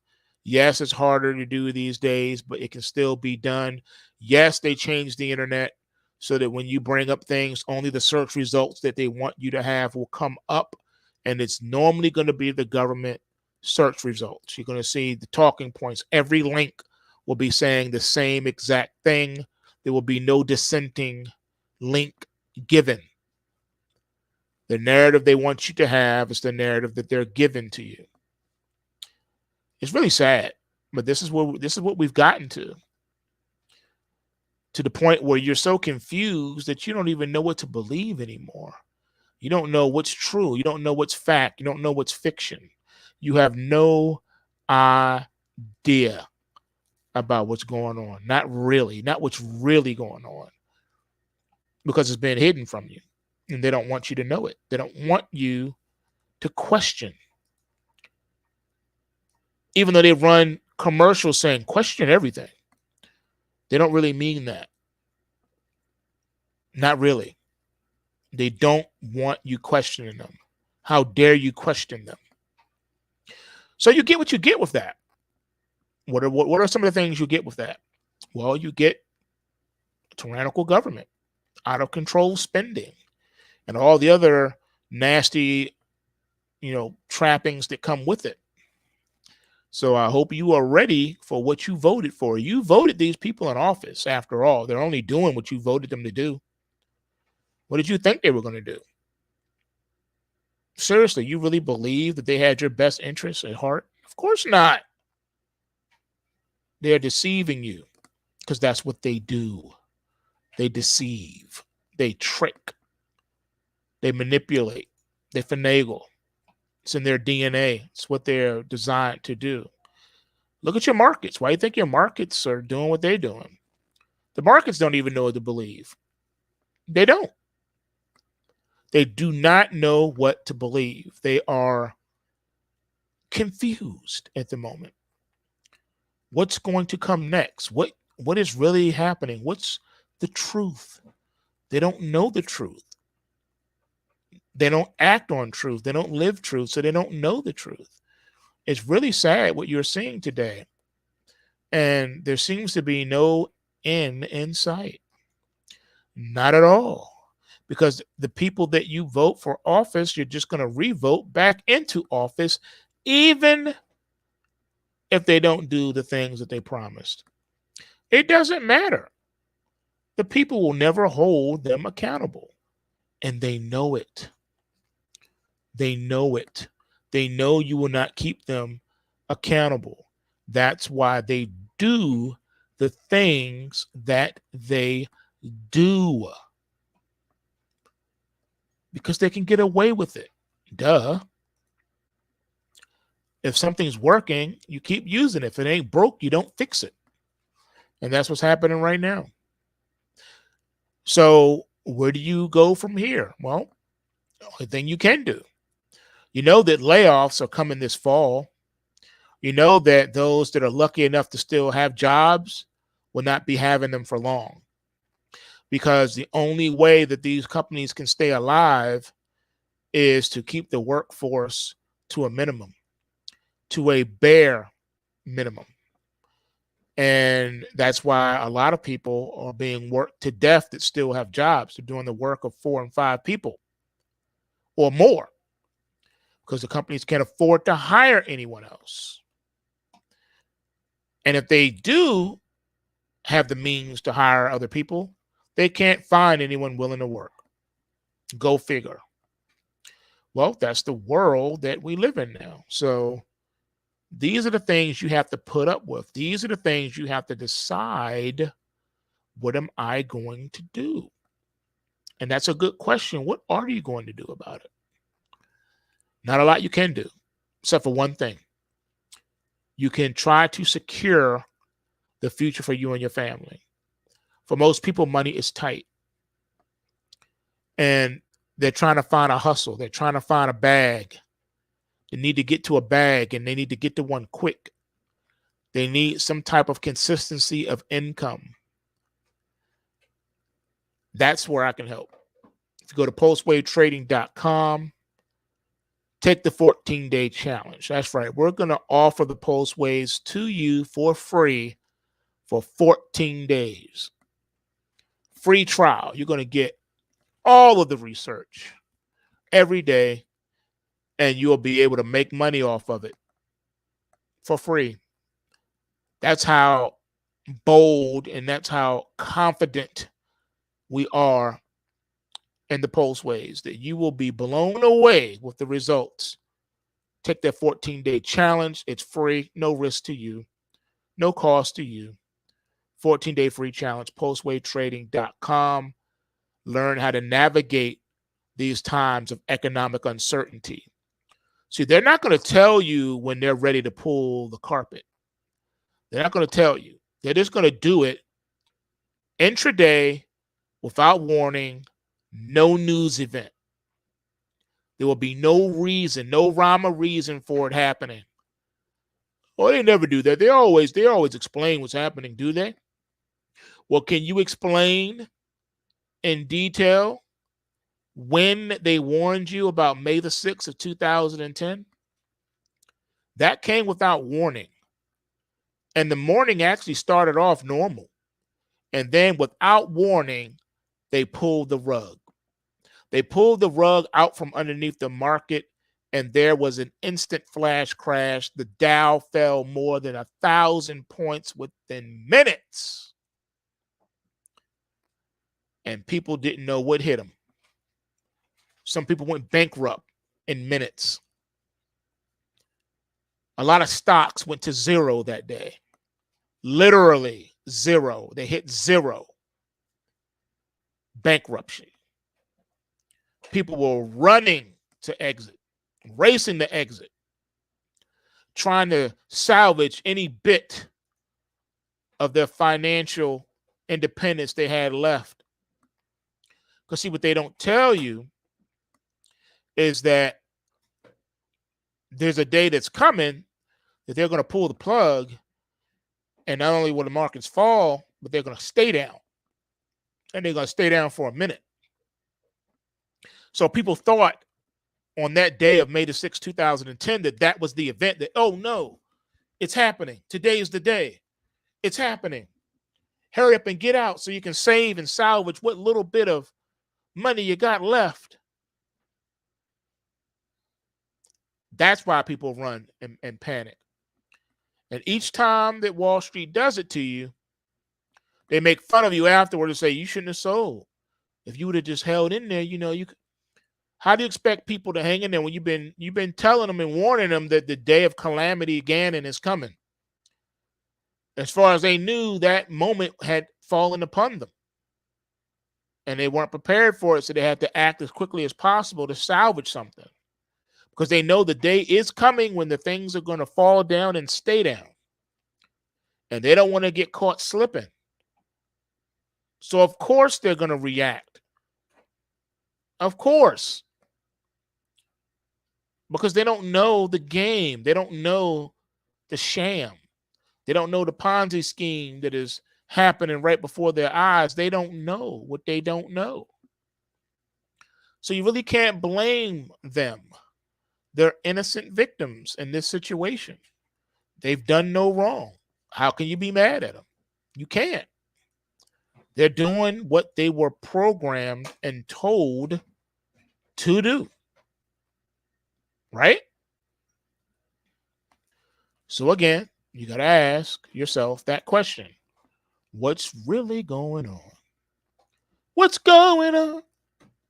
You got to ask yourself that question. And not just what's going on, but you got to ask yourself a question. Why is it going on?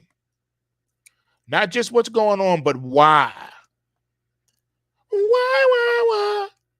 You got to ask yourself why. And that's a plan. They want to bring you to your knees. Because once they brought you low to your knees, then they know that they got you. Once you've been brought low to your knees, they can do anything to you they want. They got you. They know you're not going nowhere but to them. You're going to say, government, we need your help. Mr. Government, I need you to bail me out. Please. Please bail me out. Please help me. I am beside myself. I don't know what to do. And then that's when they come out with the problem action solution. Hey, we got a solution for you. We just need you to go ahead and sign your name right here on this dotted line. And you're going to give us power of attorney over your life.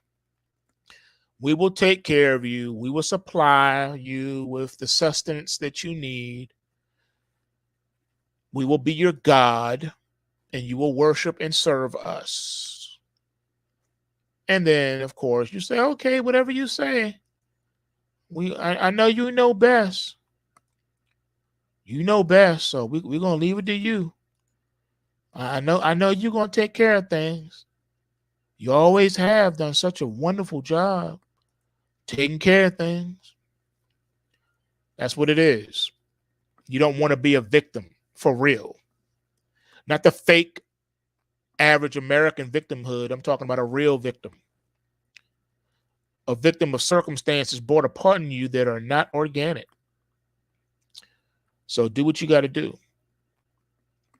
All right, do what you have to do. Get yourself together, man. Because there may come a time where it won't be so easy for us to get together and talk like this on social media, because it may be taken away from us. There's coming a time, ladies and gentlemen, where it may be taken away from us. Taken away. And then it won't be nothing we can do about it. Once something's taken, it's took. It's done. It's a wrap. It's over. So you got to get while the getting's good. Now is the time to learn the power of investing the post-wave way. Now is the time to learn the post-wave method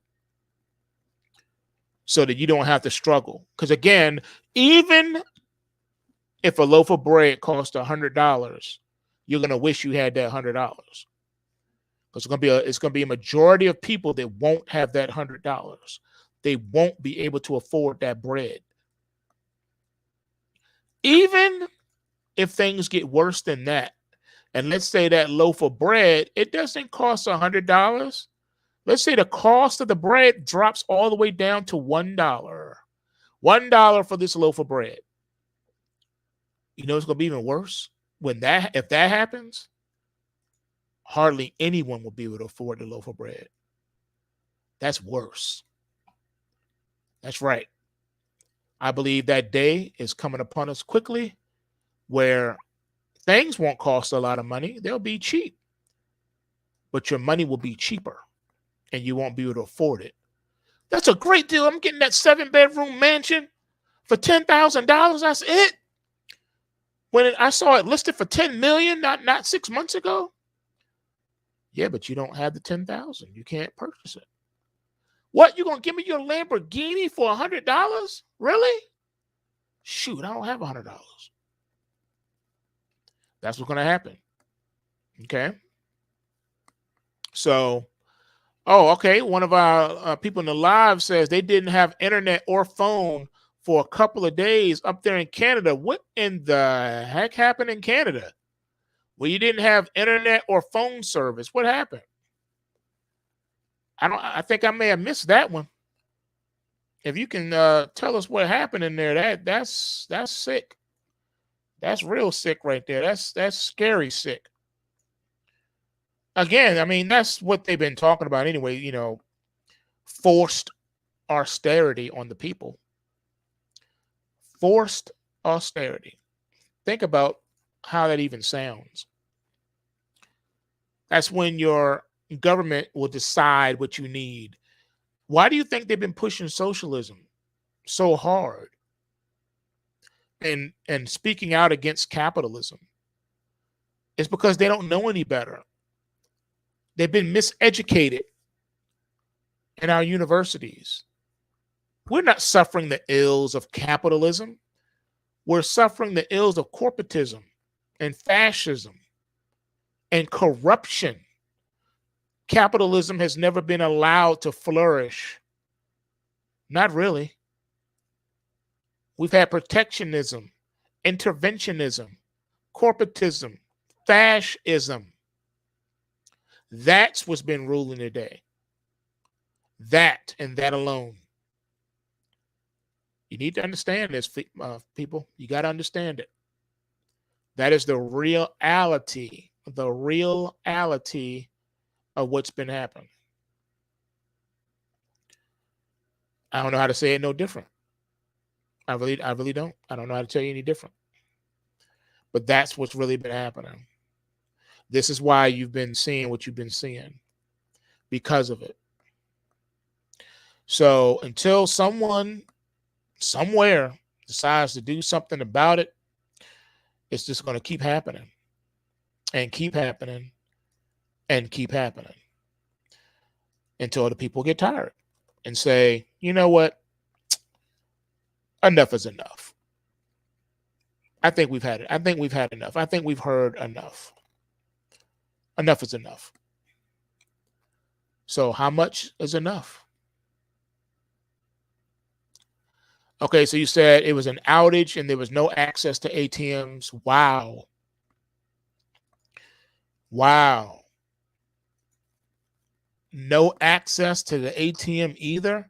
So internet out, phones out. That means your cell towers weren't working. Man, that's over the top. Good grief. Is the average American really ready for something like that? Like seriously, are you really ready for something like that? That's on a whole nother level right there. That's taking everything away from you. Like, really? Because everything's based on the internet now. Everything's smart. Smart this, smart that. Smartphone, smart home, smart car, smart wallet. Everything's smart. And the word smart is just another word for internet connectivity. It's all connected to the internet. So if the internet goes down, so does everything else. Payment systems. When you go to the grocery store, you can't check out. Now, this is what should really be concerning people, though. What happens when we go 100% cashless? Because that's the next shoe to drop. What happens when we go 100% cashless and the systems are down? You won't be able to purchase anything. See, at least now you can use cash to make purchases. You can still use cash in most places, although that number is starting to dwindle rapidly. In most checkout lines now, at most stores, they'll say, oh, nope, this lane doesn't accept cash. And I know you've seen it. Nope, this lane doesn't accept cash. Card only. So what happens when cash is no longer accepted anywhere and the system goes down? What are people going to do then? That is a question you should be asking yourself. Scary, isn't it?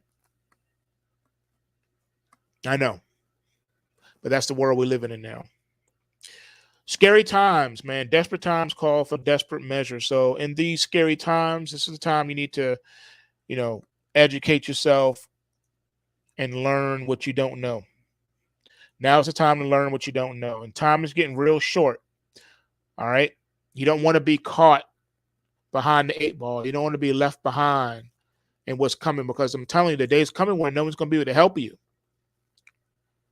That day is coming, is rapidly approaching when no one will be able to help you. I may not even be able to help you. All right. So take advantage while you can. Pulsewavetrading.com. And with that being said, don't forget to smash that like button. Smash it good. All right. Get these likes up. People need to know about these truths, these economic truths. All right. YouTube's algorithm is a beast. My channel has been shadow banned for years, but yet I keep broadcasting. Most people are not going to find their way to my videos, so I need you listeners to spread the word. Spread the word to your friends and your families and your co-workers. Let them know about pulsewavetrading.com. Let them know. Because that's the only way they're going to get it. They're not going to find me any other way. They're not going to find me organically on the internet or just on YouTube. They're going to have to hear it from you, word of mouth. We're going back in the day now. We back in the days over here. Everything is word of mouth over here now. And that's by design. That's just the way they wanted it. So there's nothing I can do about that. So spread the word, man. Let your friends and families know. Tell them about the 14-day challenge. Anybody that you know that may be struggling or on a fixed income or just need to find another income stream, you let them know about us. Spread the word. Get as many people help as possible. I'm trying to help as many people as I can before they turn us off for good. Because sooner or later, I may not be able to broadcast at all. They've been, banning a lot of people off of social media. The only reason why they've been ignoring me is because I've been flying under the radar. I'm not a threat to them. I'm a microscopic channel compared to the other channels that are out there on social media. But you let me start reaching millions of people per broadcast, and you'll see what happens. Let that happen. See, it's social media's way of making sure that there's not another Martin Luther King or Malcolm X that come up on the scene. So they figured they would kill all that noise before it even gets started. So if you control information and you control the rate that people receive information and what kind of information people receive, then you control the narrative 100%. And that's what we've been dealing with. So social media realizes that it has a lot of power because it gives voice to the people. It's where the people come and voice their opinions and things of that nature. And they realized a long time ago that they have unlimited power here because all they got to do is control the voices that are not a threat. So the voices that are on here doing silly things, like ice bucket challenges and stupid stuff, they'll let them rock because they're not a threat. As a matter of fact, they're actually doing the government's bidding when they do those stupid things. Or outrageous videos, people acting like clowns in public. That's not a threat to the establishment. That's a help to the establishment. So anything that helps their narrative and keeps people pacified, you're doing them a favor. And they're okay with that. But anytime you start having people detach from the Borg, you start having people unplug themselves from the Borg, well, you see, now we have a problem. You're not supposed to detach from the Borg. You're not supposed to make it so that they can't hear your thoughts. They got to be able to hear your thoughts. If they can't hear your thoughts, then now you're dangerous, because ideas are dangerous. Thoughts are dangerous. So they have to control those thoughts and ideas. Like the old saying goes, when I want your opinion, I'll give it to you. Well, that's what's happening right now. All right. You're not a threat as long as you don't have a platform as far as they're concerned. But the minute you get a platform, now you're a target.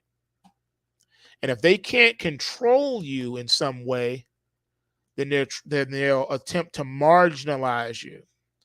And if that doesn't work, then they got to find a way to forcefully remove you. And they have several ways of doing that. Cyber attacks, bringing down your websites, or what's that word I'm looking for?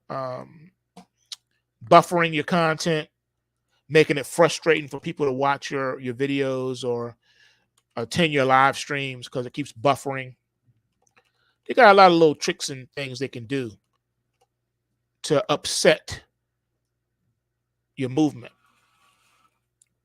And when all that other stuff fails, well, they'll just have to unalive you. And they'll say, well, this person has a history of depression. They were really depressed. They were sad. We have evidence here how they changed their handle from algo capitalist to Eeyore. So he was depressed, he has a history of depression, If you don't have a history, they'll create one. And they'll say that's why the person, made themselves unalive. It's because they have a history of depression. Sad people do sad things. It's a sad, sad world. We are very moved and touched and grieved with this family. No, you're not. You booted them off of social media right before this went down. What are you talking about? So that's what's happening, folks. That's the world that we are finding ourselves in at the moment, and there's little to nothing you can do about it. I know people always say, well, you've told us the problem, but you never give us solutions. And that's because there are no solutions anymore. The time for solutions has passed. I gave you solutions. I gave out a step-by-step plan to take everything back, to fight back. And I told you about starving the beast. I told you what it would take back in 2012 about starving the beast. No one else was talking like that at the time. I gave you step-by-step plan. And you know what? The people didn't listen. They didn't do it. So it wasn't effective, because in order to make it effective, you have to do things in unison. People have to do it together as one for it to have effect. It has to be a movement. That's how anything gets done. You have to become a political movement. So it's over. The time has passed. You allowed the monster to grow up too big. The monster has gotten too big. The monster is invincible. What are you going to do? There's nothing you can do. What are you going to do? You can't name me one effective thing that you can do. That's why the good people are losing. To be honest, it's because the monster has gotten too big. Way too big. And there's nothing you can do. They got all the guns, they got all the bombs, they got all the ammunition, and they control the narrative. That's their biggest power. It's not the guns. It's not nukes. It's not guns. It's the narrative. They control information. Information is the most powerful weapon in the world. It's more powerful than monkeypox. Information. Information. They control information. They control the flow of information. They control the know of information. And they control the how of information. They control the means of information. You can say, well, I refuse to watch CNN. I just won't watch CNN. You can do that, but it will still have no effect, because they don't just control CNN. They control all of the mainstream media. And when we say mainstream media, that means alternative media and social media and printed media as well. They control it all. All for one and one for all. They control it all. So you are a day late and a dollar short. There's nothing you can do. It's over. Well, the people aren't just going to stand by. That's what I was told back in 2012. The people aren't just going to stand by and just let this happen. You have a very low opinion of the American people and the fight of the American people and the will of the American people and the people of people. And I kept saying, no, you don't understand. You don't understand how demoralized American people have become. You don't understand. You are living in La La Land. You don't get it. People say I was crazy. They know I was talking about that. I'm going to see. Well, how many militia groups exist in the United States? You can't even name them all. Has anything changed? Well, all we need, see, if we had, black people in power, then, we could get things done. We could change the hood. We could take back the hood. We could do this and we can do that. You can get with this, so you can get with that. Or you can get with this, so you can get with that. But how many black politicians have we had, and do we still have in their districts, some of the worst districts in the country? Nothing has changed. You got career black politicians in power, and nothing has changed. Period. Ever. We've done a lot in the community, really? Then why were you marching for the abolishment of police in your local jurisdiction if you've done so much? Because you've changed nothing. Have you ever asked yourself a question? Why would a sane person run for a political office that pays them so little, where they can make 10 times as much going to the private sector? And I know what you're going to say. You're going to give me their political answer. I don't want their political answer. I want your answer.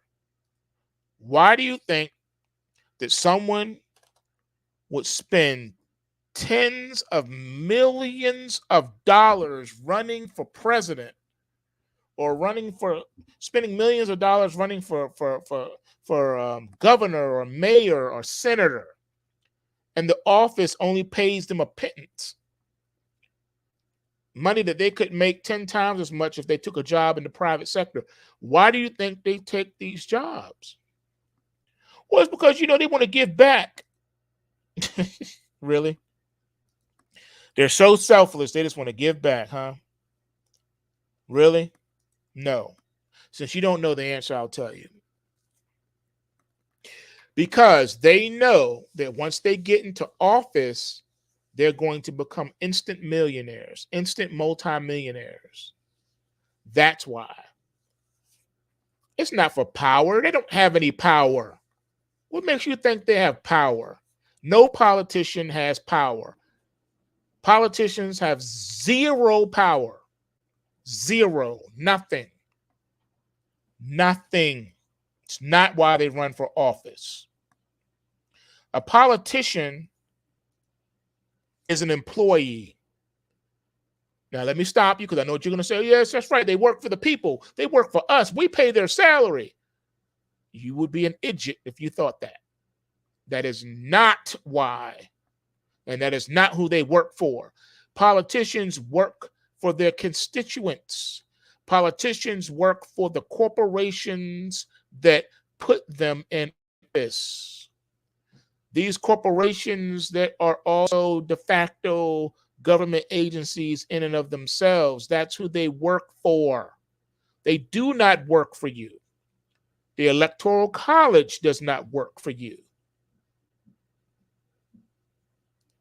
Most people don't know this.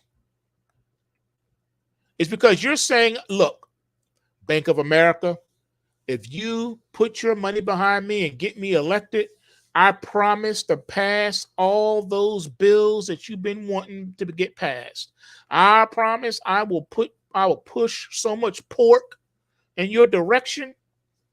Mr. Government Contractor, if you get me elected, I promise, BlackRock, I will push so much pork in your direction. I will put so much government contracts in your pocket that you won't know what to do with it. I promise. Why do you think that the majority of career politicians, when they leave office, they get hired at all of these private equity firms and hedge funds, and they get paid tens of millions of dollars? Why? Because of their insight into Washington and how Washington works, their connections that they've made. They're able to do things. They're able to lobby. Make no mistake, politicians are not average Joes. They do not work for you. They work for the people who get them elected. Their job as a politician is to push pork. By contrast, no politician is a Muslim because they all deal with pork. They handle more pork than Bob Evans. All right? You need to understand this. They are pork pushers, pushers of pork, pimps of pork, pork pimps. Porky the pimp, not Porky the pig, Porky the pimp. That's what they do. They get money. And when they leave office, if they've been a good little boy and girl, the same individuals that put them in office give them a golden parachute. They get to walk around and go around giving speeches, and they get a bag for every speech they do. They get to get a job at this big hedge fund, this big private equity firm. They'll give them a big old title, vice president of outreach operations, head bus driver, whatever. They create a position for them. They're not qualified to do anything else. They're hired for their contacts and connections. Why do you think that ex-presidents still visit the White House? Why do you think ex-presidents still walk into the Pentagon? Why do you think ex-presidents still travel overseas as a diplomat? Because of their connections. That's why. A politician is nothing more than an ambassador of the central banks that put them in office. Please don't misunderstand that. The more you know, the more you grow. Okay. It is what it is. And you're right. Stevens in the live chat. Nancy Pelosi risked World War III with that chip deal. Sick stuff. You're right. You're absolutely right.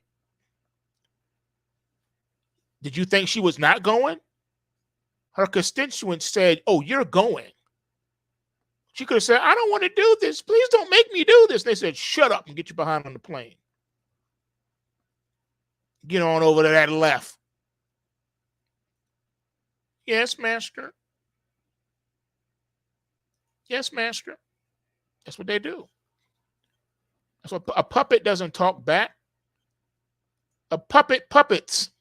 They dance. That's what a man that does, right?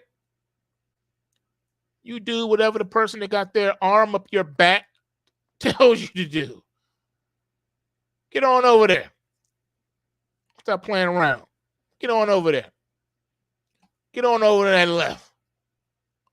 That's what they're telling them. And that's what they got to do. They got to do exactly as their masters tell them to do. And they cannot deviate from it ever. Unless they want to ride off into the sunset of they were depressed. I don't know why they off themselves. Yep. The biggest gang in America, it's not the Bloods, it's not the Crips, it's not the GDs, it's none of those. It's not MS-13, it's not the Mexican Mafia, it's none of them. The biggest gang in the United States is none other than the United States government. Facts.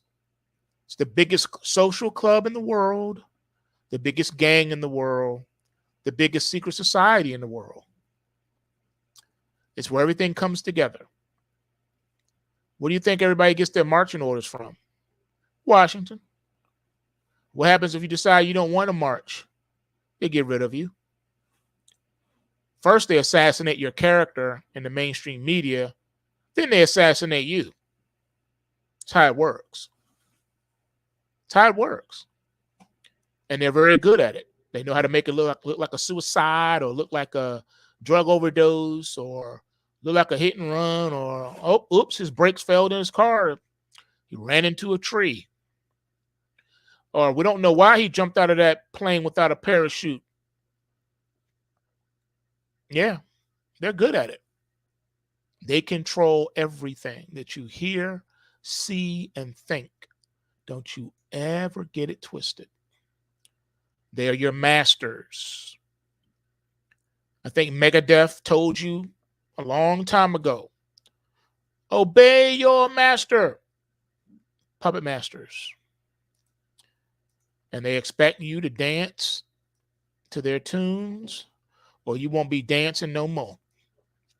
That's how they work. Sort of like these markets.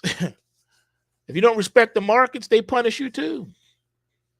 You got to respect it. You got to know what the game is. Everything you see is theater. The world around you is theater.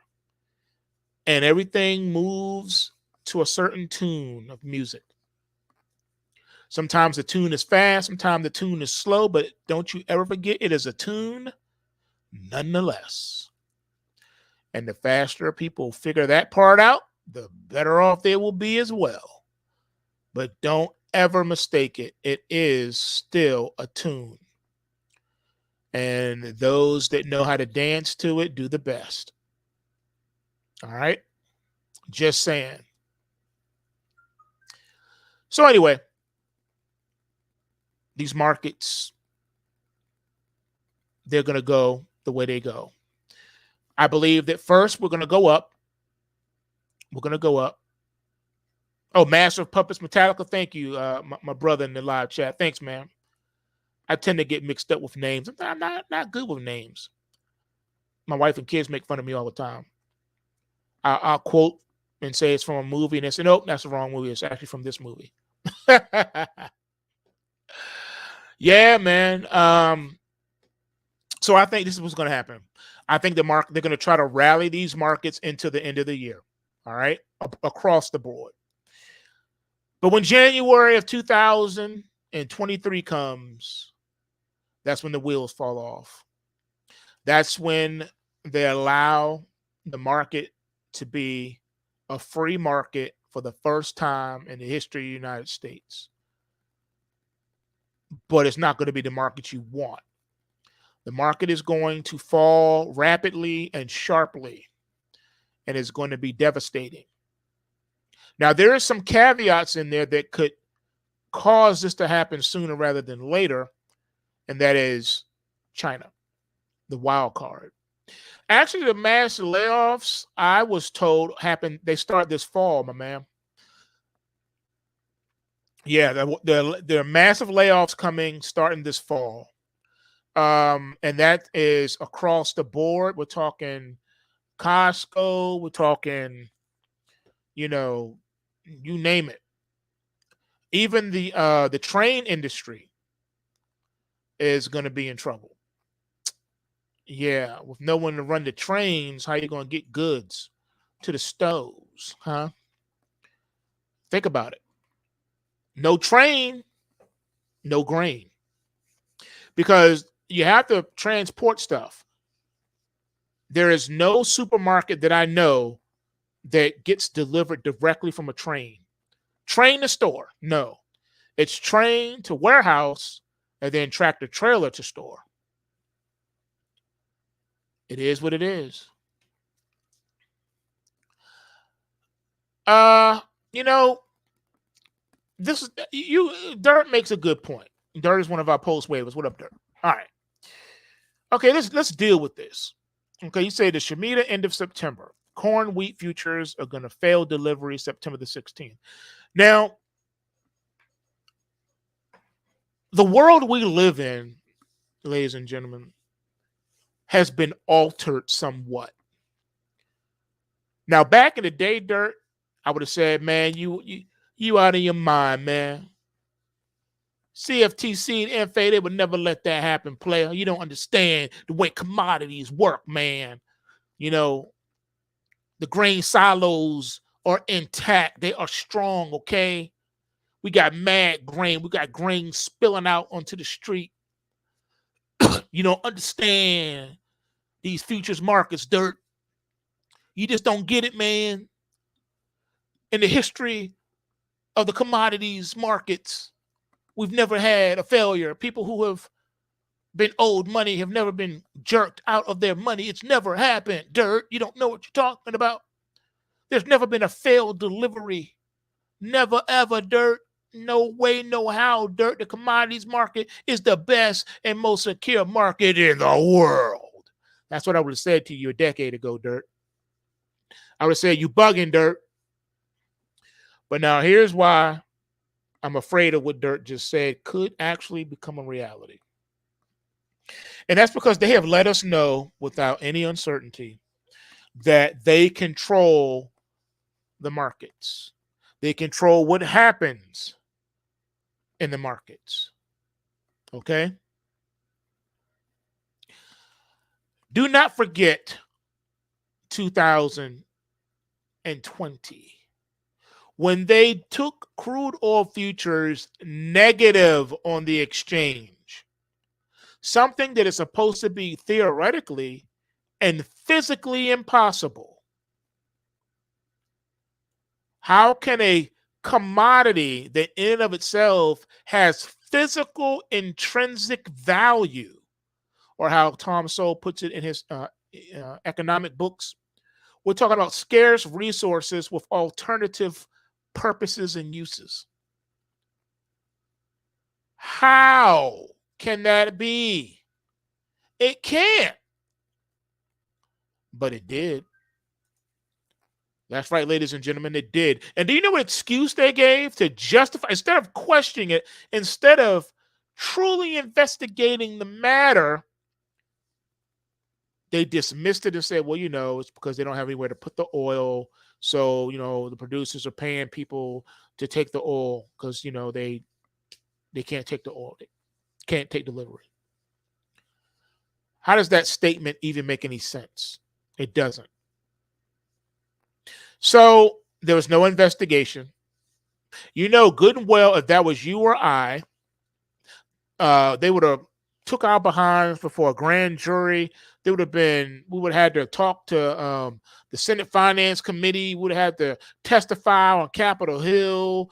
We would have had to hire a dream team of lawyers. We would have had to explain ourselves. They would have got every government agency you can think of involved. The FBI would have got involved. The IRS would have got involved. The alcohol, tobacco, and firearms, and the DEA would have got involved. You name an agency, they would have got involved. Are you kidding? Really? No investigation whatsoever. So, in today's world, is it possible to have a failure of delivery at the futures exchanges? Yes, sir. It hurts me to even have to say that. I started on Wall Street in the futures industry. That's how I started. Futures, man. Derivatives. I got a passion for it, a special spot in my heart for it. Yeah. Think about it. How in the world is that even possible? It's not supposed to be possible. But in today's world, it is. How was John Corazon able to steal $1 billion from people's accounts and not go to jail? But they took Bernie Madoff to prison, though. But John Corazon, they did not. And whenever they mention his name in the media, they always put the word honorable in front of it. Like he was the honorable Minister Farrakhan. He was not honorable at all. There was no honor in what he did and what he allowed to happen on his watch. See what I'm saying? They floss in front of the American people all the time. Their crimes, and they never have to answer for it. But you do. You are held to a higher standard, but they are not. And that is a fact. That is a fact. Okay? So this is why the only thing you can do is still get up every day, go to work, do what you do. That's all you can really do. You don't have any power of anything else. You don't control nothing. You really don't. There's not a lot you can do. You can prep.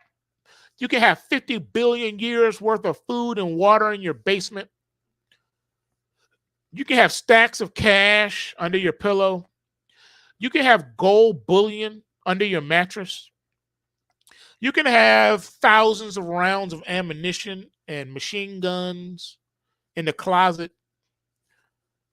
You can walk around in a hazmat suit whenever you leave the house.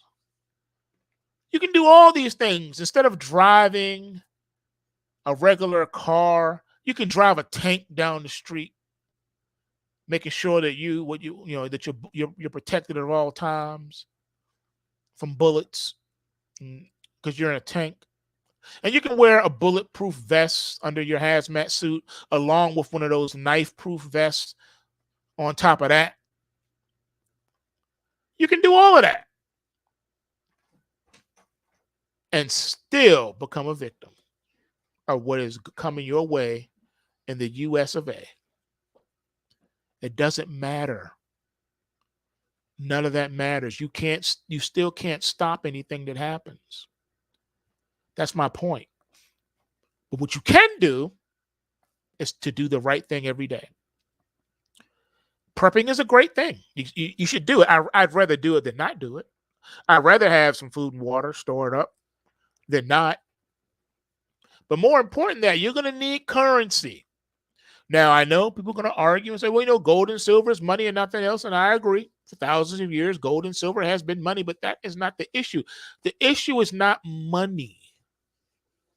The issue is not about what is really money, what is real money versus fake money.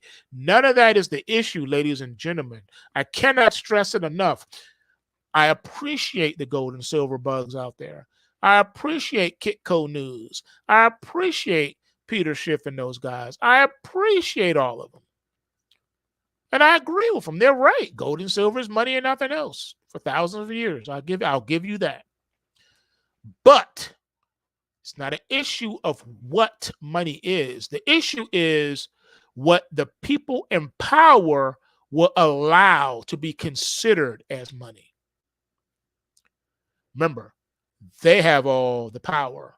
They control the media. They control the message. They control everything. And they have all the power. They have all the military. You have no military. So, whatever they say goes under the threat of violence. Not only do they have the power to enforce laws, rules, and regulations, but they also have the physical power to carry out those rules and regulations. You don't. The U.S. has the power to enforce its will upon you. You do not have the power to force your will upon the government. So all that overthrowing the government nonsense and inciting riots is out the window. You ain't inciting nothing. You're not overthrowing nothing. There will be no civil war. There will be no off with their heads. This is not France. America is not built like that. America is built like victims. America is full of victims. Everyone's a victim in America. So no, I'm not inciting violence. What I'm saying is, even if someone decided that they were going to use violence, it's going to not work. I'm telling you it's not going to work. I am on the air now telling you on this day that it is not going to work. If we all pack arms and march on Washington, that's not going to help. You don't want no smoke with Washington. You don't want no smoke with the U.S. I'm sorry, you don't.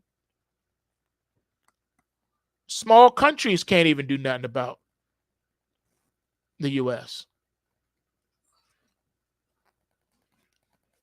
So far, Paul, the answer is yes. And I hate to have to say that. It hurts my heart to say it. But the answer is yes. He wants to know. He says, Dex, did the bad guys win? Are we headed to the Armageddon scenario as you have been warning if the events swing that way? The answer is yes. So far, the pendulum is swinging to the Dark Lord's favor. Harry Potter is dangling over the balcony. He is hanging Harry Potter over the balcony, threatening to let him fall. Harry Potter can do nothing about it because Harry Potter is unconscious.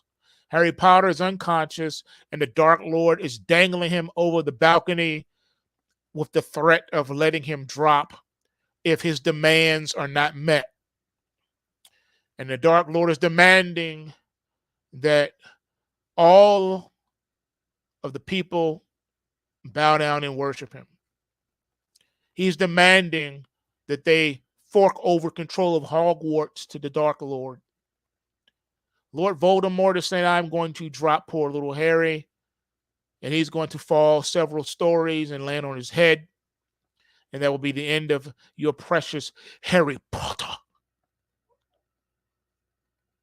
if my demands are not met. Yes, right now, the American people are dangling over the balcony by the Dark Lord of the shadow government of America and threatening to drop you if you do not do what they tell you to do. And you are powerless to do anything about it. Well, we can always vote. You've been voting. You've been voting for decades and nothing has happened. Well, you see, if we vote, voting is not going to get it. If voting worked, then it would have already worked decades ago. If voting worked so well, then how did we get a Bill Clinton in office?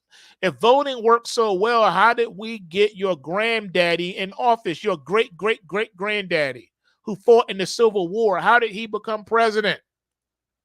If voting worked. If voting worked, how did we get Donald Trump in office? If voting worked, how did Obama get elected without a birth certificate? If voting worked, how did Nancy Pelosi become Speaker of the House? Who keeps voting her in office? Voting does not work. Voting has never worked, ever. And it never will, because you have a false two-party system. It's not a two-party system. It's a one-party system. And that's just how it is. They make you think that you have freedom and that you have choice. You don't. You don't. I promise you this. If during the next election, if no American citizen showed up to the polls to vote, they would still be able to choose their man in office. 100%. I'm telling you what it is.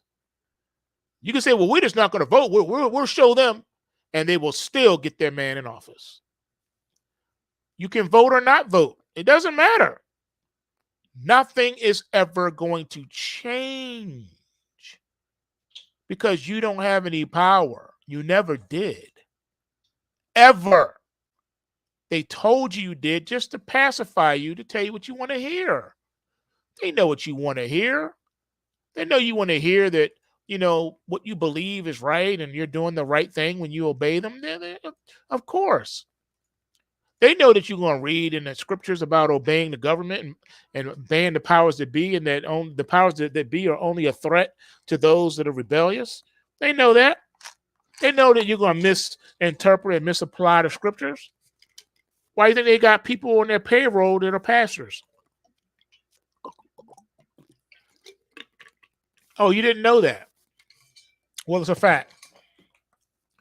Like I said, everyone is reading from a script now. Everyone has a script, and they're sticking to the game plan, and you're not part of it. You are not a part of the game plan. You are not a part of the script. You have no part in this movie. You know what your part is in this movie? To obey. Whatever their demands are, no matter how outrageous or preposterous, your job is to obey. And they know you're going to, because they know that if you rule with fear, you can get people to do more. And that's what they do. They say, if you don't do this or let us do that, then this and or that will happen. And you don't want that to happen, do you? And you say, no, we don't want that to happen. And that's what it is. See, they got you. They already know. They already know what the people will and will not put up with. And they've pacified you to the point now where you don't even question, because it hurts too much to question. It'll cause your brain to hurt, and they know you don't want to feel pain, so you won't think on these things. You'll think on the things they tell you to think on. It's really quite the ruse when you think about it. They got you over a barrel, man. They got you over a barrel, and there's not too much you can do about it, because you don't even know that you're over the barrel. You don't even know that you're in danger of falling over the waterfalls. You have no idea that that's what's happening to you. And they know you don't know. That's why they're doing what they do, and they've gotten so good at it, and they've gotten away with it for so long. They know now it's too late for, even if you wanted to wake up and stop them, you couldn't. There's nothing you can do about it. Nothing. It's too late. So the only thing left for you to do is to get yourself ready. Brace for impact, because it's coming. The impact is going to take a lot of people by surprise, because they're not going to be ready. So here's what you can do to get ready.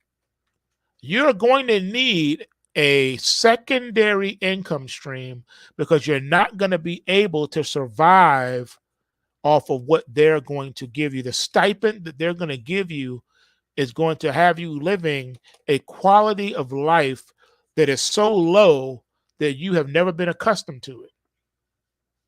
All right? It is what it is. All right? So you got a choice today. Universal basic income or your own income. You still got time to opt out of the system. But that window is narrowing because they're going to make it very difficult for you to resist the universal basic income. And make no mistake, the universal basic income is on the way. It is coming. All of those stimuluses was just a litmus test to get you ready, to get you prepped, to get you used to that. And now they're going to roll it out. Once they primed the pump and they got you ready, that's when they roll it out. Now, you can roll with that or you can roll with this. This is having your own income stream, and it's not going to be real estate. Surprise, it's not going to be real estate. Your only way out is through these markets. I'm telling you what it is. Why do you think they have been spending billions of dollars on the infrastructure for it if they had no intentions on utilizing it? It's because they have every intention of the world of utilizing it. And they are going to utilize it. And they want to make you so disgusted with it that you will not utilize it. Have you even stopped just for 1 second and asked yourself why you've been seeing the new flow that you've been seeing? Think about it. The narrative in just about every movie and TV show in the last several years has been one theme and one theme only. And that theme is that money is bad, and for you to want to be anything other than poor is wrong. So if you come into money of any kind, even if you hit the lottery or it's an inheritance or whatever, it's bad, and you should just give it away to the elite because they know what to do with it and you don't. Oh, you doubt what I'm saying? Okay, let's just take one off the top. Tyler Perry's movie, The Diary of an Angry Black Woman. She's married to that lawyer. By legal right, she was entitled to half. She had met the time of marriage requirement and all the other requirements for their state. But you know what she said in the court? Nope, I don't want nothing. Let him have everything. I just want out of a relationship. Like that was some noble thing. Like she was so noble. Like she was so above him. That was a strong virtue signaling message. The message was, you don't want this money. It's nasty. It's bad. It's disgusting. You don't want this dirty money, this filthy money. You don't need it. Just go and be poor. Because you're more nobler than these people. Let these evil people keep your money. And if you come into it, just give it to them. You don't know what to do with it anyway. You don't need it. Let them have it. You go. Be poor. Do what I tell you. And the people embrace it. Every TV show, every movie, I don't care if it's Netflix, Prime, I don't care what the source is. That is the running theme in every single last one of them. Money bad, poverty good. You poor people are so noble. You poor people are you got so much virtue. You should go ahead, signal your virtue. Go ahead and give me that virtue signal real quick. You are so virtuous. We're so evil. Yeah, no, give me that money. Give me that money. You don't need that money. It's bad. You don't want that. Let me take care of that for you.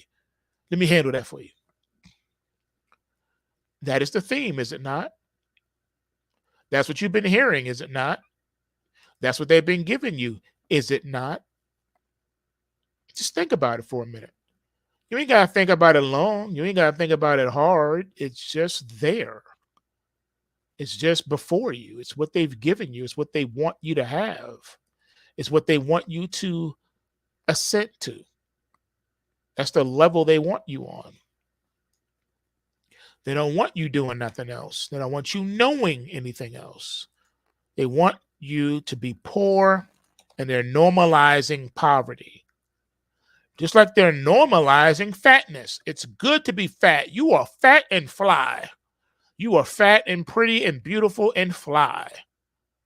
So now you got fat models.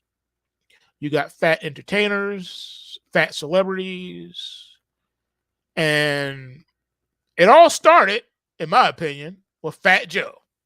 Fat Joe was the first person I saw to take his shirt off on the stage when he was fat and letting the fat go, letting the fat fly. See, fat is sexy. That was the theme behind it. And ever since he did that, now everything's fat. They've been normalizing fatness. Thanks a lot, Fat Joe. I can't believe you did that. How could you, Fat Joe? It's your fault. Yep. We're living in the upside down, right? Isn't that what they say on Stranger Things? You're living in the upside down. So you got to think about this. Why is this? And how did it even get to this point? I'll tell you how. Because people, that's like the biggest thing. Is like, how did we get here? You don't get here all at once, ladies and gentlemen. It's done incrementally. A little here, a little there, a little bit over there, a little bit over there. And before you know it, here you are. It's done ever so slowly. And this has been a process that has been happening since the 1960s, since the sexual revolution. That's what kicked everything off. That's right. They kicked it off. And we haven't looked back since.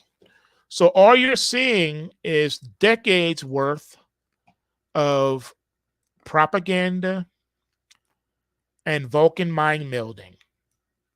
These are not the droids you're looking for. That's where we are right now.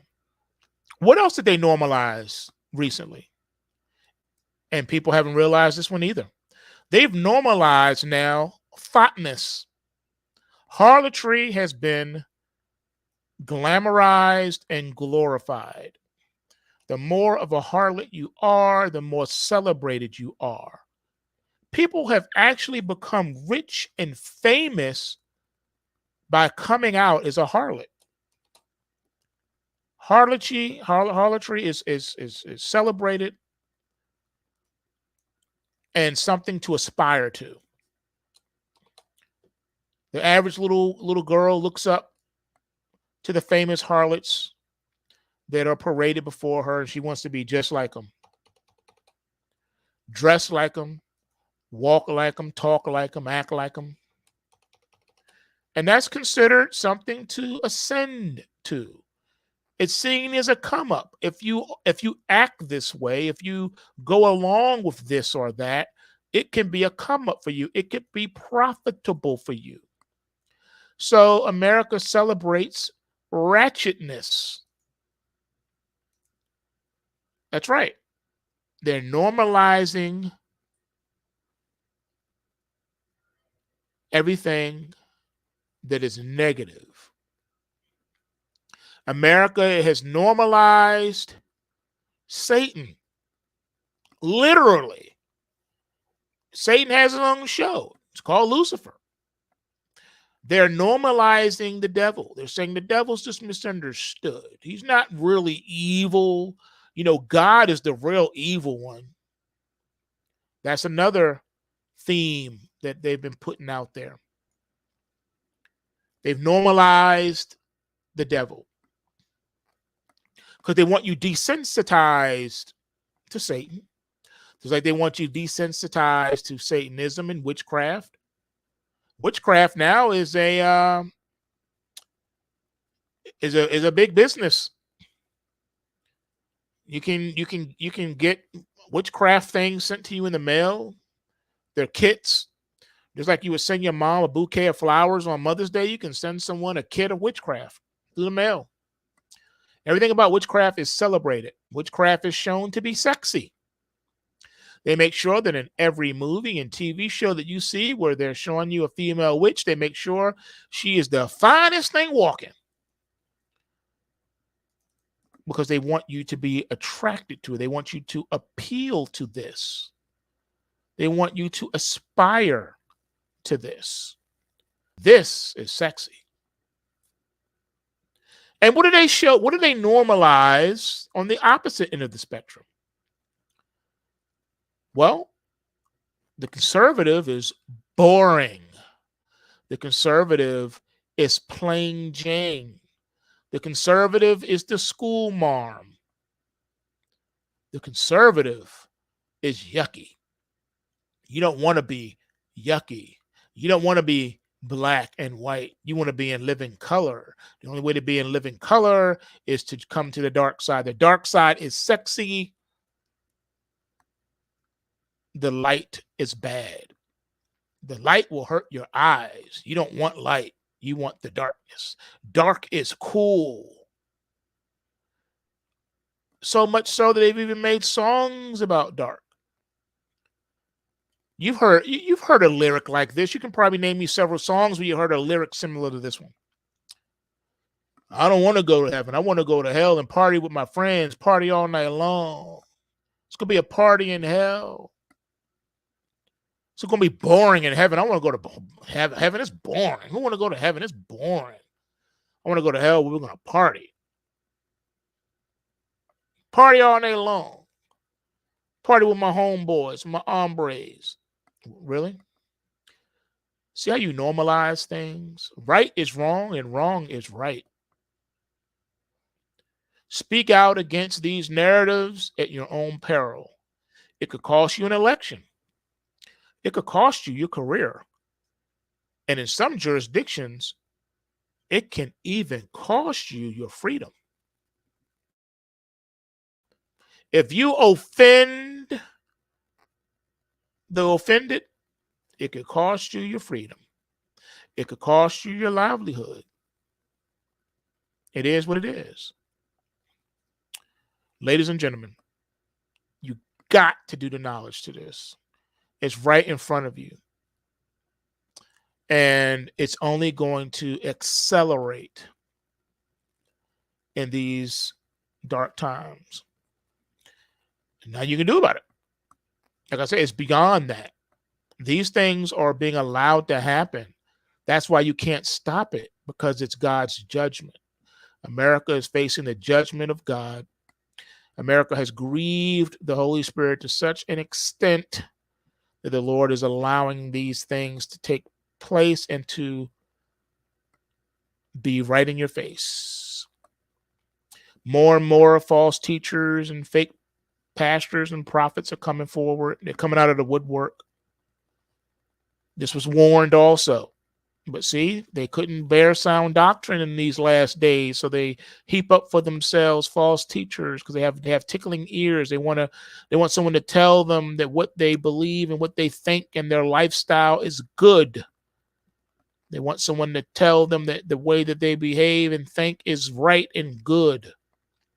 Who are you to judge me? You've heard that theme a lot. Don't judge me. Don't judge me. That's what you hear. Don't judge me. It's the world we're in. And there's nothing you can do to stop it. Only thing you can do is take care of you and yours. You can pray for people. You can share truth with whoever is open to listen. But I'm here to tell you that we have already entered the day now where no one can withstand truth of any kind. More or less hear the gospel. Are you kidding? We live in a world now where people cannot tolerate anything that is opposite of their programming. People have been so psychologically controlled and manipulated that they can't even entertain an idea that contradicts that. That's where we found ourselves. I wonder why that is, right? Well, you're going to see a lot more of it. I think things are only going to get darker from here, much darker. much darker. Was it not said to us that as in the days of Noah, so shall it be when the Son of Man returns? You've heard that passage quoted a zillion times, even read it a zillion times yourself. But what does it really mean? Such as it will be, as it was in the days of Noah. What was really happening during the times in the days of Noah? Did you know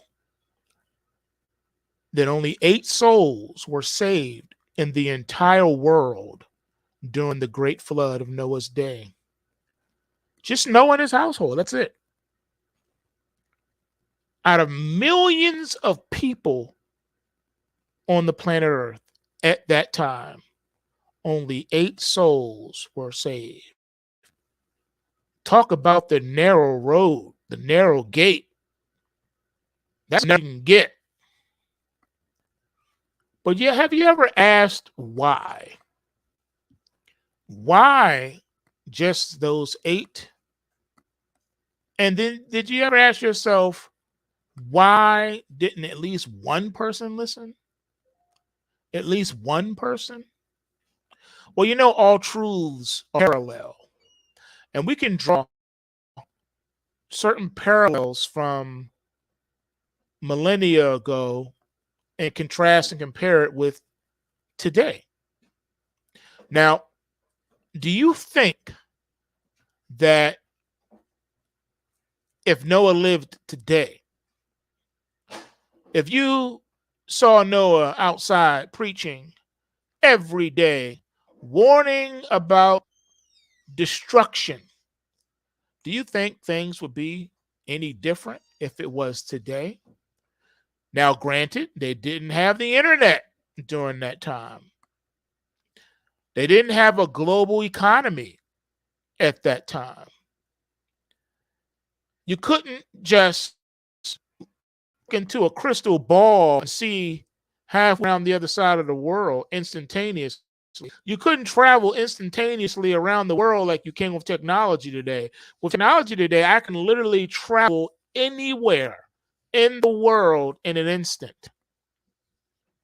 I can see what's going on in a city in China right now in real time on the other side of the world, sitting right here in the comfort of my own home. I can literally see what's going on in another country without even leaving my house. I don't need a plane ticket. That didn't exist in Noah's time. So we understand when we look at what was happening in his day versus what's happening today, that there was a difference. We're willing to concede there was a difference. We're willing to admit there was a difference. Not the same.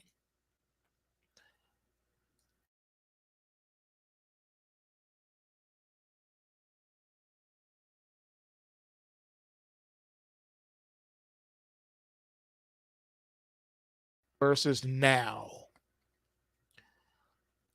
And I'm here to tell you that if Noah were to be alive today, not only would the same thing happen, but it would be even worse for Noah.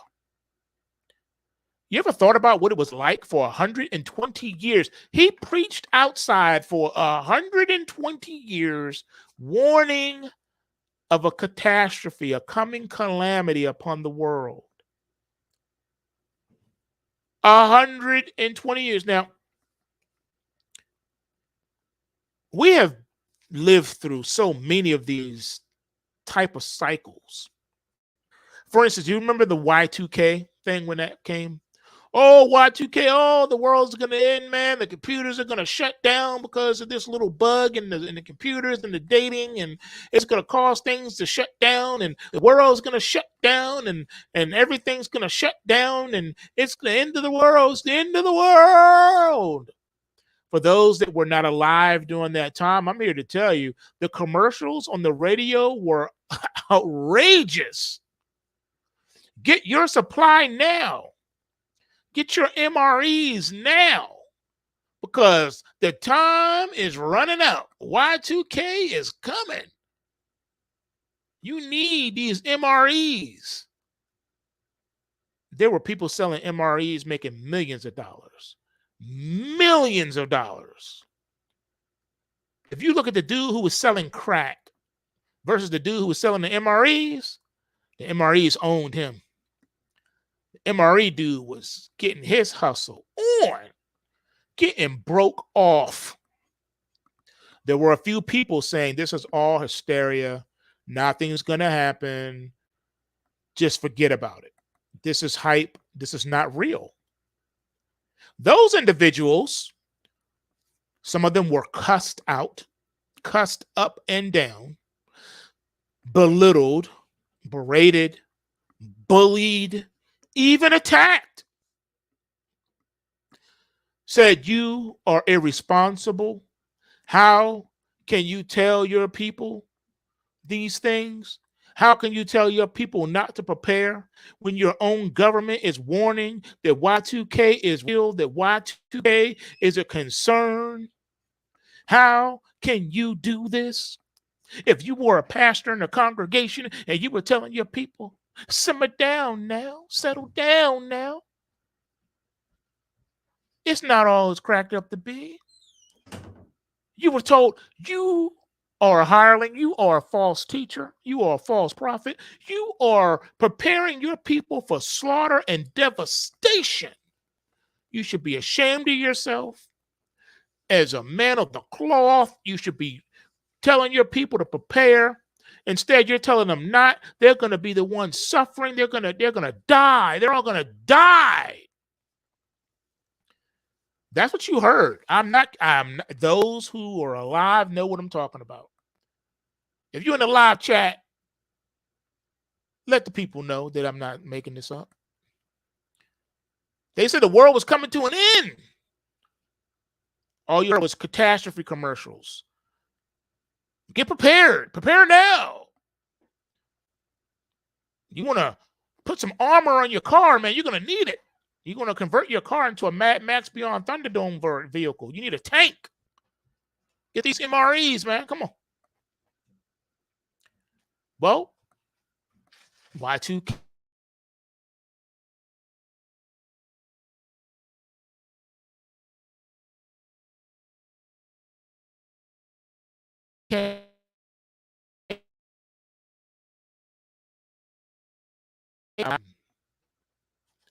No one apologized. No one said, oh, well, I guess we were wrong. No one cared. After all that hype and fear-mongering and nothing happened,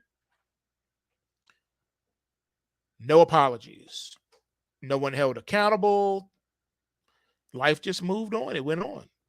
No one cared. Right? Well, imagine what Noah went through. Every day outside. Warning, the world is coming to an end. God's judgment is here. Repent. Repent. Serve the Lord. Turn away from your. Hear me. I'm warning you. I'm sure for the first couple of days, first couple of weeks, there are people standing around listening like, what? What, huh? And then he got specific. The Lord has already revealed to me that he is going to send a rain and a flood. And then that's the people who were listening to him. That's when he said, okay, see, that's where you lost me, Noah. See, I was with you. I was starting to believe what you were saying. All right. I was about to turn my life over to the Lord and everything. But now you're talking about rains and floods. Dude, you need help, dude. I'm telling you this because I care about you, Noah. I care about, look, Noah, me and you, we've been friends. We go way back, man. I love you, man. This is coming from a place of love, Noah. You need to seek help, Noah. Come on, man. You're talking about rains and floods? Really?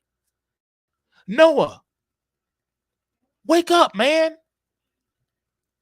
When have you ever seen it rain, Noah? When have you ever seen it rain? Forget about a flood. When have you ever seen it rain, Noah? You've never seen it rain, Noah. My daddy ain't never seen it rain. Your daddy, your granddaddy before him, your daddy, your granddaddy's daddy's daddy, never seen rain. For those of you that don't know, in those days, it did not rain on the land. They lived in a different type of thermodynamics, a different type of world than we live in today. The way their world was designed, moisture came from under the ground. All right. So you didn't worry about rain coming from the sky. It came from the ground. They had like this firmament, like imagine the heavens being brass. So nothing fell through. They lived in this canopy type of a world where they're in a canopy. So there was no rain. The world did not rain. All right. Moisture came literally from under the ground, not the sky. World they was living in. So you can imagine how the people felt and how Noah felt. Because here Noah is saying it's going to rain. And the people are saying, you are a clown. You're starting to sound delusional. We were with you when you were saying judgment's coming into the world. God's going to judge us and sin and all this stuff and repent. We was with you, but now you're talking about water. You're talking about rain. You're talking about flood, something that has never, ever happened before. And the odds is that it will never happen, Noah. I'm sure if that was today, you would have CNN special report. They bring in meteorologists or a team of meteorologists. I want you to picture Noah's time. If Noah had the technology we have in his day, this is how it would have went. They got meteorologists come on, world-renowned meteorologists. This is Mark, meteorologist, and he is going to explain to us the nature of these recent rantings of this madman Noah, who has been claiming that it's going to rain and that it's not just going to rain, but that it's going to flood. And can you shed some light on this, Mark? Well, yes, and I'm glad to be here today. I'm glad you brought me here. I say this with a heavy heart. I think Noah needs to get him started because it has never rained here. And as a meteorologist, I've been doing this for 30 years, and I can tell you the characteristics of blah, blah, blah, and blah, blah, blah, blah, blah, wah, wah, wah, wah, wah, wah, wah, wah, wah. Thanks for coming and explaining that to us, Mark. No problem. Okay, now we're going to go to Jesse. Jesse is on the ground right there where Noah has been preaching most days. You've been talking to some people there who are very close to the situation, very close to and know Noah personally. Can you speak to his character for us? Well, yeah. Noah, I went to school with Noah. Here's a picture to prove it. Here's me and Noah on at prom. Okay, when we went to prom. And as you can see here, we're all standing around and we're dancing. We're on the dance floor and stuff. But notice where you see Noah at. Yeah. Where is Noah? What is that he's standing next to there at the table? Oh, that's the punch bowl. Oh, snap. Are you trying to say dude is an alcoholic? Exactly. That's exactly what I'm saying. Breaking news, ladies and gentlemen. Noah, the drunkard. Is these the rantings of a madman, of a drunkard? You stay tuned for Live at 5. So now you hear them coming out, dragging them on social media. It's proof. Noah is a drunkard. Noah is accustomed to strong drink. He likes wine. He drinks. And sometimes he gets drunk. And we believe that all these visions that he's been talking about has been nothing more than a drunken stupor. Noah, the drunkard. Next thing you know, there are thousands of memes popping up online showing Noah building his ark while holding a 40 in one hand and a hammer in the other hand. all types of Noah memes all over the internet, clowning Noah, saying he's the town drunk. Don't listen to him. If you listening to the ravings of this madman, then you're just as mad as he is. So he became the butt of all jokes. He became the town fool, the town clown. And people just started dismissing Noah. They didn't listen to Noah. They're not going to listen to the rantings of a madman. Friends and family coming forward saying, "Yeah, he's always been a little weird. We just put up with it because I mean that's my cousin. What do you expect? I mean, that's my cousin." Well, my nephew's always been a little strange. So, this is nothing new. He used to talk about stuff like this all the time, all this God stuff. He's never seen God. He doesn't know what God looks like. There's no God. We all know this. Come on. This is what Noah would be dealing with today, ladies and gentlemen. He will be dragged on social media. Next, as he continues with his rants, now a year has gone by. Now he's getting canceled on social media because Noah is using words that are sensitive to most people to hear. He's using the word drown.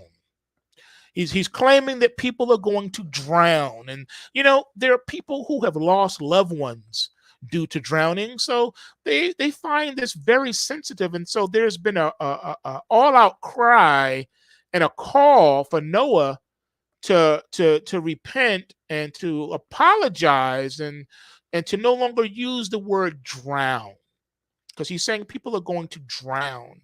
And some people take very offense to this. Now, Noah, are you going to retract that last statement about drowning? You said people are going to drown.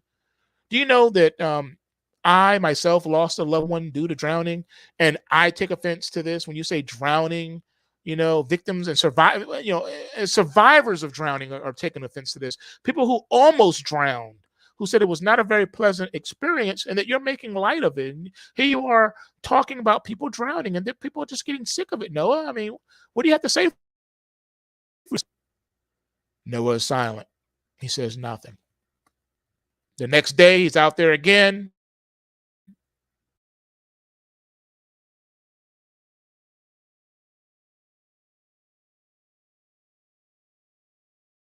Things of a madman. People ignore him now.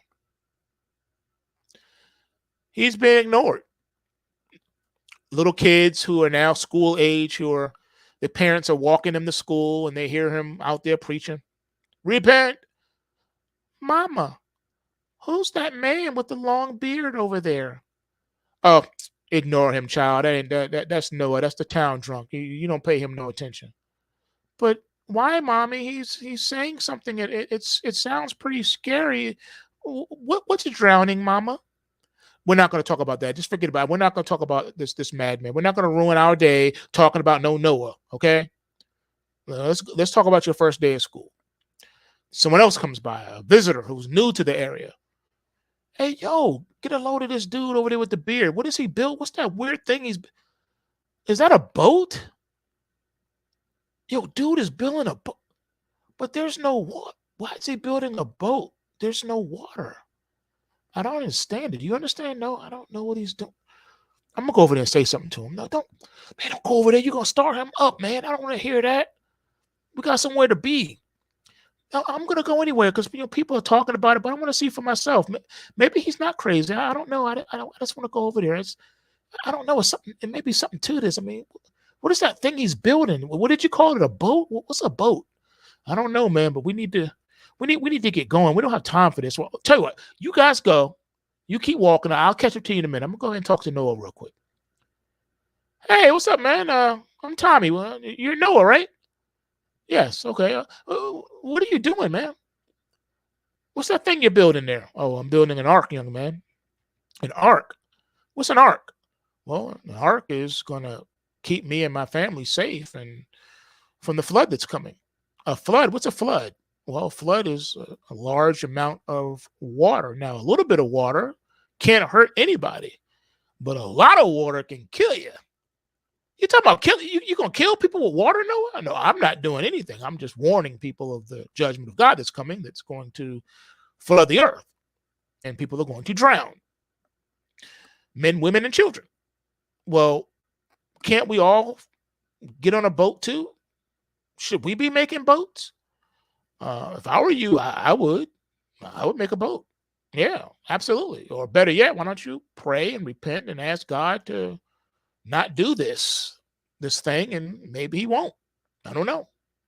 Well, you talk to him. Why don't you talk to him for me? Put a good word in for me. But I gotta go, man. This is good talking to you, man. I'm out of here. The guy goes back, meets up with his friends, and says, "Yeah, you guys are right. This guy's nuts. Smelled bad too." 5 years have gone by. Now 10 years have gone by. Now a whole decade has gone by. He's still out there, and at this point, he's ignored. People walk by now. They hear all the construction going on of him building this ark. They hear the hammers. He's hammering and nailing all times of the day, all hours of the night. And people just ignore it now. They don't even look at him. They walk right by him like he doesn't even exist. 50 years have gone by.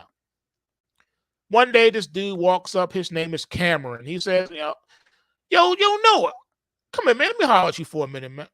Man, you've been up here for 50 years. When are you gonna stop, man? At some point, you gotta cut this out. You've been talking about rain and floods and drowning and judgment for 50 years and nothing has happened. When are you going to get it through your head, Noah? It's never going to happen. It's never rained and it never will. You're not dealing with reality. You really need to get yourself some help. That's why I brought my good friend here, psychiatrist Dr. Price. You need to listen to Dr. Price. Dr. Price is renowned psychiatrist and neurosurgeon, and he's going to talk to you because it seems that no one else is able to get through to you, Noah. So maybe you'll listen to him. Hello, Noah. As you know, I am a doctor, and I do specify in these things. I understand you're suffering some delusions. Maybe you should come down to the clinic, and maybe we can talk about this some more. I would like to hear about these delusions that you've been having. As you know, this is important to your family and friends. They catch you, and they just want to make sure that you're safe. You know, we just want to keep you safe, Noah. We just want to. This is just being done to keep you safe. Now you know, and I know, if that was today, the ark would have never gotten built because people would say we're concerned, and we just want to keep you safe, Noah. So the police would come and break it up. They would arrest him and haul him off to jail. He would be fined for building an ark without a license, not having the appropriate public permits to build this ark. He doesn't have the licensing requirements to build the ark. He doesn't have the right type of insurance, the property casualty insurance that he needs. And, I know he's using his sons as laborers, and now the IRS want to talk to him because he hasn't paid his self-employment taxes, and he hasn't been paying taxes for his sons. And we are treating his sons not as private contractors, but as W-2 employees. And for these last 50 years, you've paid no tax, Noah, on the construction of this, and you don't have the permits and you don't have the licensings. As a matter of fact, the inspector has come by numerous times warning you to stop construction, and you haven't stopped construction. So here's a citation, and yes, you're under arrest. Okay? That is what Noah had to put up with. And then another 50 years passed. And by this time, people are like, you know what? I don't know what else to do. He's been at this for 100 years. He's just crazy. There's no helping him. You can't help someone like this. You can't help a person until they hit rock bottom. He has to want help. All right? He's not going to take help. He has to want it. Noah doesn't want your help. He's not listening to the psychiatrist. He doesn't care. He's not listening to the judge. The judge finally drops the case, and he's released on his own recognizance. All charges dismissed because they're like, what do we gain by arresting this clown? Just let him go and be a clown. Just ignore him. And so they just ignore him into obscurity. His name means nothing anymore. Nobody even mentions his name. People don't talk about him. They don't even acknowledge him hammering away all hours of the day and night. And now another 20 years on top of 100 years has passed. No rain, no flood, no God's judgment. Poor, poor Noah. He has been the butt of many jokes. Movies have been done about him. Satires have been done about him. Every comedian worth his salt has done stand-ups about him. And he's just the butt of all jokes. No one is really checking for Noah. No one cares about him. The only people that have been by his side have been his sons and their wives. That's it. Just Noah's sons and his wives and his wife, of course. That's it. They're the only ones who've been believing in him and been helping him build the ark. That's what's been happening. But then something happens one day. 120 years have passed. Today, August the 3rd, in the year of Noah, on a Wednesday, something starts to happen that has never happened in the history of mankind. A bit of moisture falls from the sky and lands on someone's forehead. What is this? What in the world? What was that? What is that? I don't know. Another person gets hit by another droplet. Before you know it, celestial precipitation has now occurred and is occurring across the land.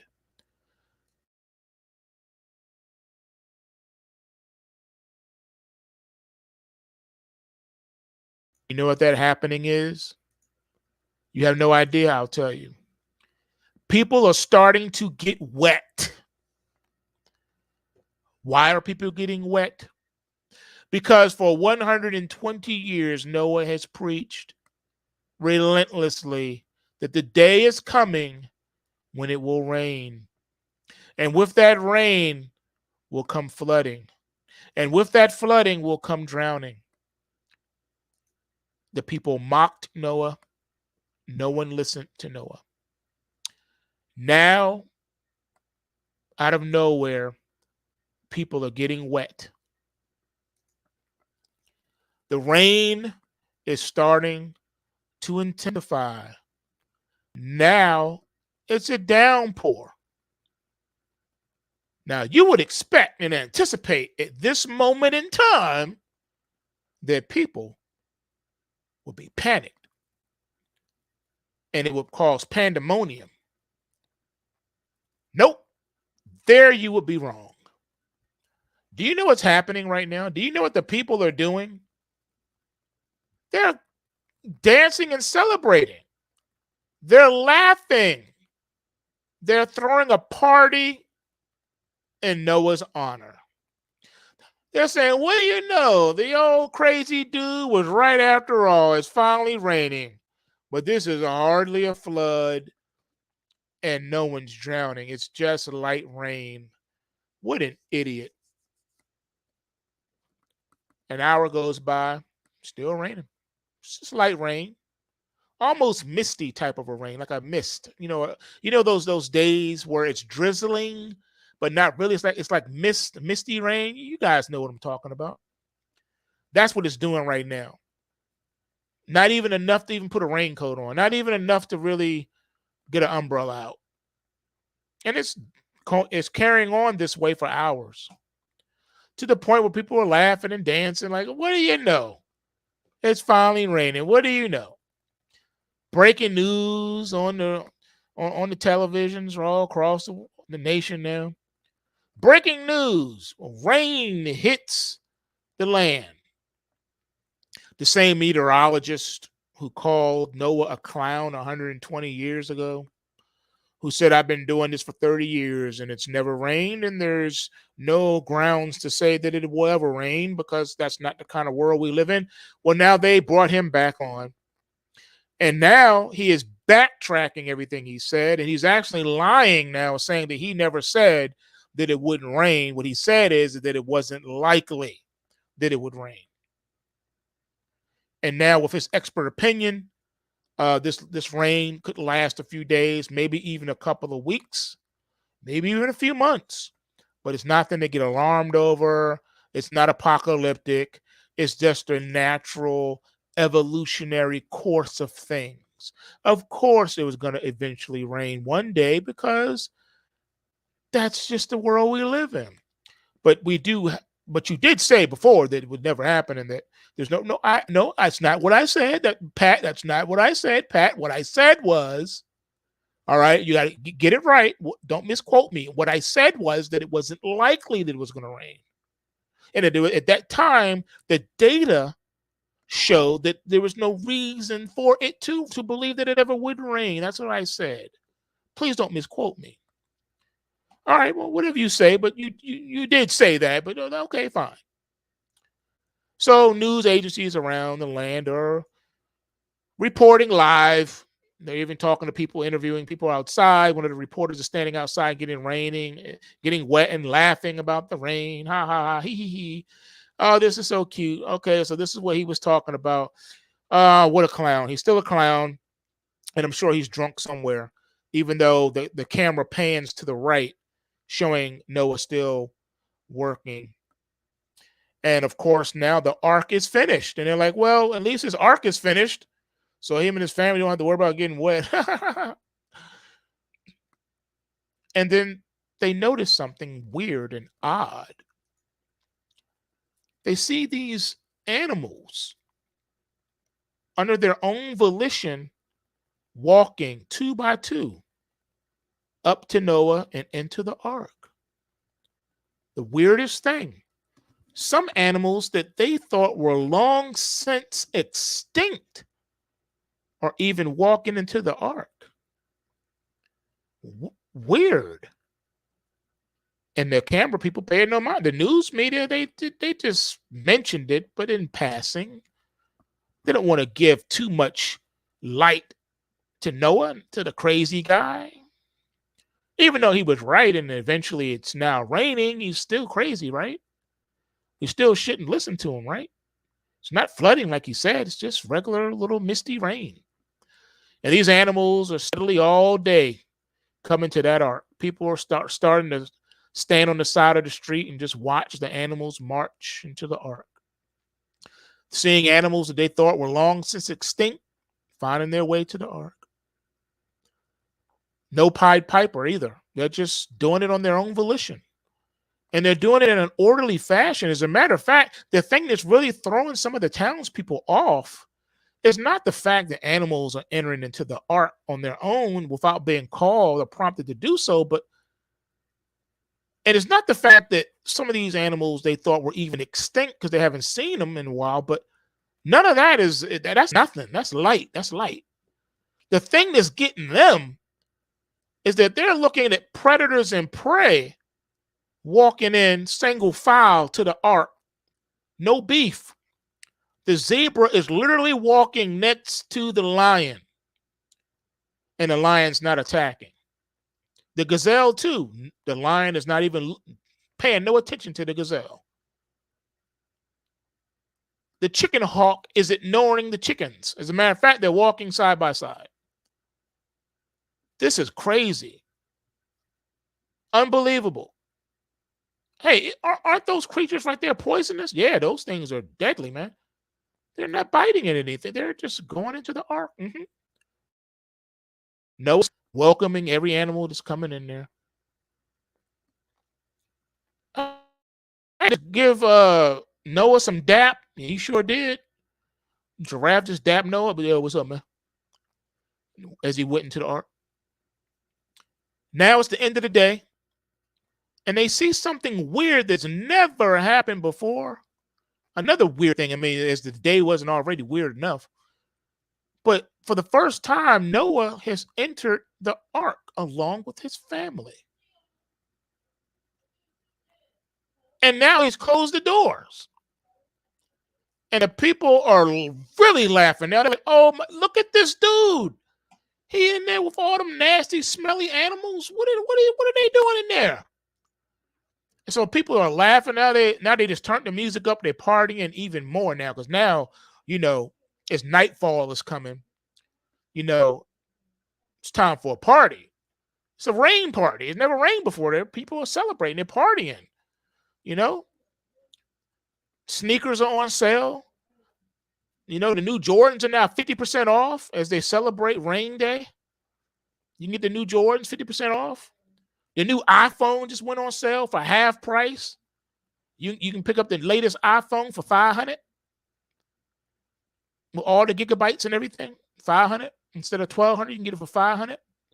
Sales are going on all around. They're even having a cyber sale day. Amazon is slashing prices. If you're an Amazon Prime member, everything is 75% off. All Prime members. People are online buying stuff, all in celebration of Rain Day. As a matter of fact, Wall Street is rallying right now. Wall Street has had the biggest one-day rally in its history. The S&P 500, the NASDAQ, the Dow, the Russell, all rallied up 5,000 points each and closed the day. Gold and silver went on a rampage. Gold is $10,000 an ounce. Silver is $5,000 an ounce, closing on the day.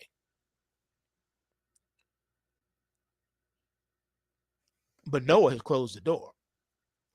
People are celebrating. People are jamming in the streets. They doing the most. They doing it up. Sales are going on. Life is good. But then something else just happened. This has never happened before. Wait, hold on. Shh. Did you hear that? No, hear what, man? Wait. The music is loud. Turn the music down. Turn the music down, everybody. What? Turn the DJ, turn the music down. DJ turns the music down. Did y'all hear that? Hear what, man? What are you talking about? You messing up the party, man. I'm getting my party on right now, man. You messing up the flow. Boom, boom, boom. They hear. Everyone shout. Yo, are they shooting outside? They shooting? People about to panic because they're like, is they shooting? Somebody rings out, they shooting. Panic. Everybody bum rushes themselves out the door, off the dance floor. Everybody rushes outside. And to their surprise, ain't no shooting going on. Ain't nobody busting caps. Nobody letting off firecrackers. What they heard was something that they have never heard before, and they don't have a name for it, but I can tell you guys what it is. For the first time in their life, they've heard thunder. And as they look in the sky, they see lightning. All of a sudden, the misty, light little rain has become a torrential downpour. It's raining buckets. It ain't just raining buckets. I mean, it is raining. It is raining. Winds are starting to gust. For me to explain this to you, I'm going to paint the picture. I want you to picture Hurricane Katrina, but on a level times 10,000. I want you to picture a Category 5 hurricane that just hit land, and that pales in comparison to what's happening right now. It is getting so wild outside that people are running across the street and banging on the door to Noah's Ark. Noah, let me in. Yo, what's going on? Noah, help us. What's going on? What in the world? Is this what you was talking about, Noah? Noah can't hear you. As a matter of fact, things have just escalated up another notch. Now it's more thunder and lightning. Something else is happening now that's never happened before. It is as if the sky itself has parted and opened up, and a giant bucket of water has just been dumped out on the earth. It is catastrophic what is happening outside right now. The rains, the water, the amount of water that is falling from the sky is nothing short of catastrophic. See, what you don't realize is the type of firmament that they had at the time. All of the clouds, all of the atmosphere in the upper atmosphere was like a giant aquarium. So much water deposit was up there. And it was just growing. It was I can't even give you a good picture of this, but just picture the oceans of the world trapped up in the air in the sky. All right? I want you to picture that. That's what was up there in the sky. It was this thick firmament. The way the upper atmosphere was constructed, it only allowed for certain types of rays of sunlight to get into the earth. That was one of the reasons why people live for so long. That's why Methuselah could live to almost 1,000 years old, is because the way things were, it made it so that people didn't age like we age now. Those deadly sun rays that we get now, they weren't getting back then. The world design was totally different. So I want you to think about these, the oceans and seas of the world being trapped up in the clouds in the sky. And at once, all being released simultaneously. I want you to picture that. That's the closest example I can give you to what was happening in the air. But that's just the air. Things are about to get really crazy now.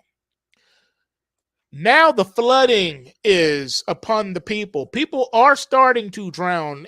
Their world is being washed away. A tsunami of water is coming. Okay? But that's not the worst. People are screaming and banging on the door to be let into the ark, only to be washed away by these tidal waves of floods of water that's coming. But that's not even the worst of it. I don't know what is worse. The epic amount of water falling from the air, or the water that is about to come from under the ground. See, that's the other part of this scenario that you are not privy to. And that is that there were these giant water chambers under the ground. The Bible records it in the deep bowels of the earth. And they were allowed to burst forth. So if you've ever been to Niagara Falls and you've seen the water going over the fall, well, that's how the water looks coming out of the sky, coming out of the air. But under the ground, if you've ever been to Yellowstone and you've seen Old Faithful geysers shoot up, that's how the water was shooting out of the ground, like these giant geysers of water exploding out from under the ground. So you got water exploding from the surface of the ground, and you got water being dumped from up top of the atmosphere, coming simultaneously. And that is not even the worst of it. This is just the beginning. So when you go back and read this story again, you're going to see it with different eyes. There are so many things that are about to take place now that it boggles the mind. So now, not only do you have people being washed away by all this water, but now you have something else happening. Now you have the topography of the earth beginning to change.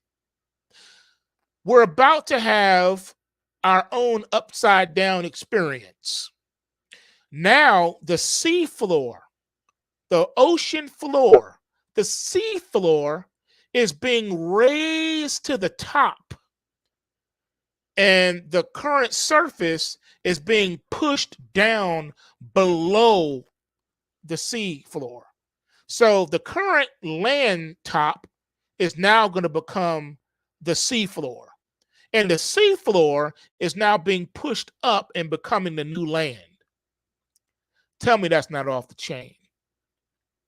All this while the water is continually being dumped from the air and continually being shot up from under the ground, and the topography, the entire landscape of the earth is being reshaped. Totally. So you got the seafloor now being up high, and you got the current land now being pushed below the sea. So the current seafloor that we know of today is the actual land where the antediluvians walked. Have you ever asked yourself this other question?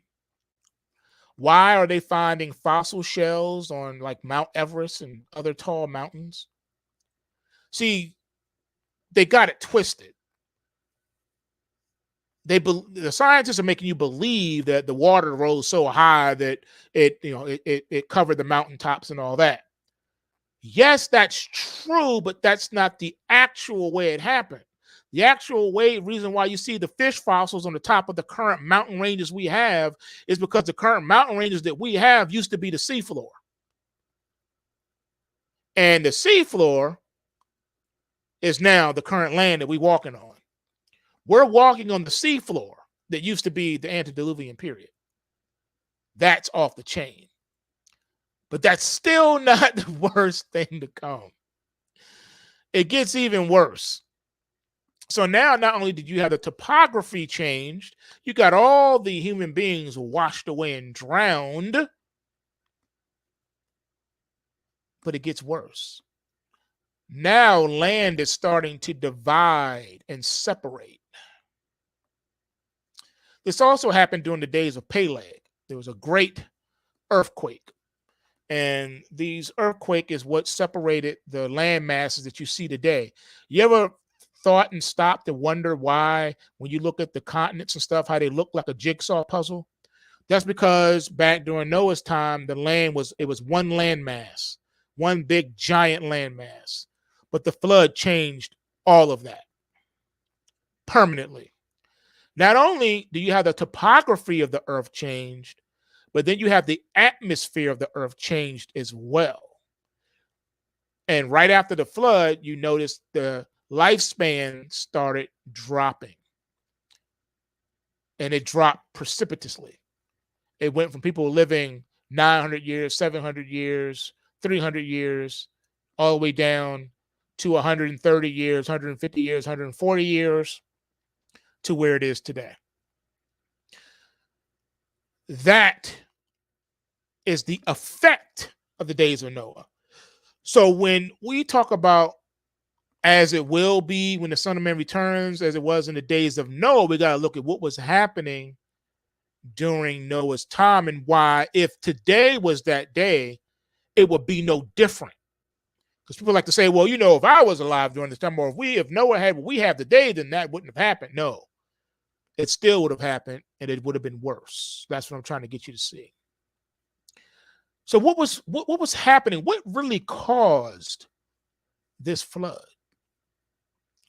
Why did God see fit to literally baptize the planet, to cleanse the planet and save only Noah and his family? This is where we get a little deep and heavy for some of you. But I challenge you to study the scriptures for yourself. There was something very satanic happening. For one, human beings did what was ever right in their own eyes. They did what was right in their own eyes. There was no government. It was total anarchy. 100% anarchy. For all you anarchists out there, yes, did you know there was a time in human history where we live under anarchy? There was no government, no established world government. Total anarchy. No government. This is also before God gave the law to Moses. So There was no written law. This is before the written scriptures. Even though the scriptures are eternal, they were not given and delivered to Noah yet. That would be some time before that happens. But people did what was right in their own eyes. It should be noted that Adam and Eve passed down the tradition to their children. The children knew about what God wanted. They knew what he required, but they cared not. That is the facts. Adam and Eve told their children, their offspring, about God. They knew about it, but they did not hearken unto him. They did what was right in their own eyes. If that wasn't bad enough, there was murder in the land. Remember Cain and Abel. It started with Cain and Abel. People started murdering. After Cain did it, it was a snowball effect. Then another dude came by and did it and said, hey, Cain got a mark after he did it to protect him from being killed and people seeking retribution. So I'm saying that 10 times goes for me after I just killed a man. You read it, it's in the book of Genesis. So you need to understand what was happening in the day, ladies and gentlemen. There are what is called extra biblical books, called the apocryphal books. These books are not part of the official canon of Scripture, all right? But it doesn't mean that they do not contain historical fact. So some of these extra biblical books that have been noted in the apocryphal books are historical references to what was happening back in the day, such as the Maccabees. They were real people, and what they did really happened. And so that's recorded in the book of Maccabees. But there are other books as well. Now, the only reason why these are not part of official canon is because these were not part of the 66 books that are part of the official canon that contain the doctrines of grace, that contain the gospel. It's not part of the actual gospel, but it doesn't mean that these other books do not contain historical documents. It just means that they weren't divinely inspired. All right. Just like the history book at your library was not divinely inspired, but it doesn't mean that it's not a history book that contains historical facts. All right. So not only that, but there was something else going on. And what that something else was, is we had what we call the fall. Now, for those that are not familiar with the fall of Satan falling from heaven and taking a third of the angels with him when he fell, what happened was Satan got beside himself, long story short, and thought he could overthrow God and become God himself, and he was sorely mistaken. He was immediately excommunicated, booted out, evicted out, ejected out of heaven, along with a third of the angels that fell with him. However, there are some things about this ejection that most people are not privy to and do not understand. One of those things being that as he was ejected out of heaven with a third of those angels, contrary to popular belief and opinion, he was not ejected and cast into hell.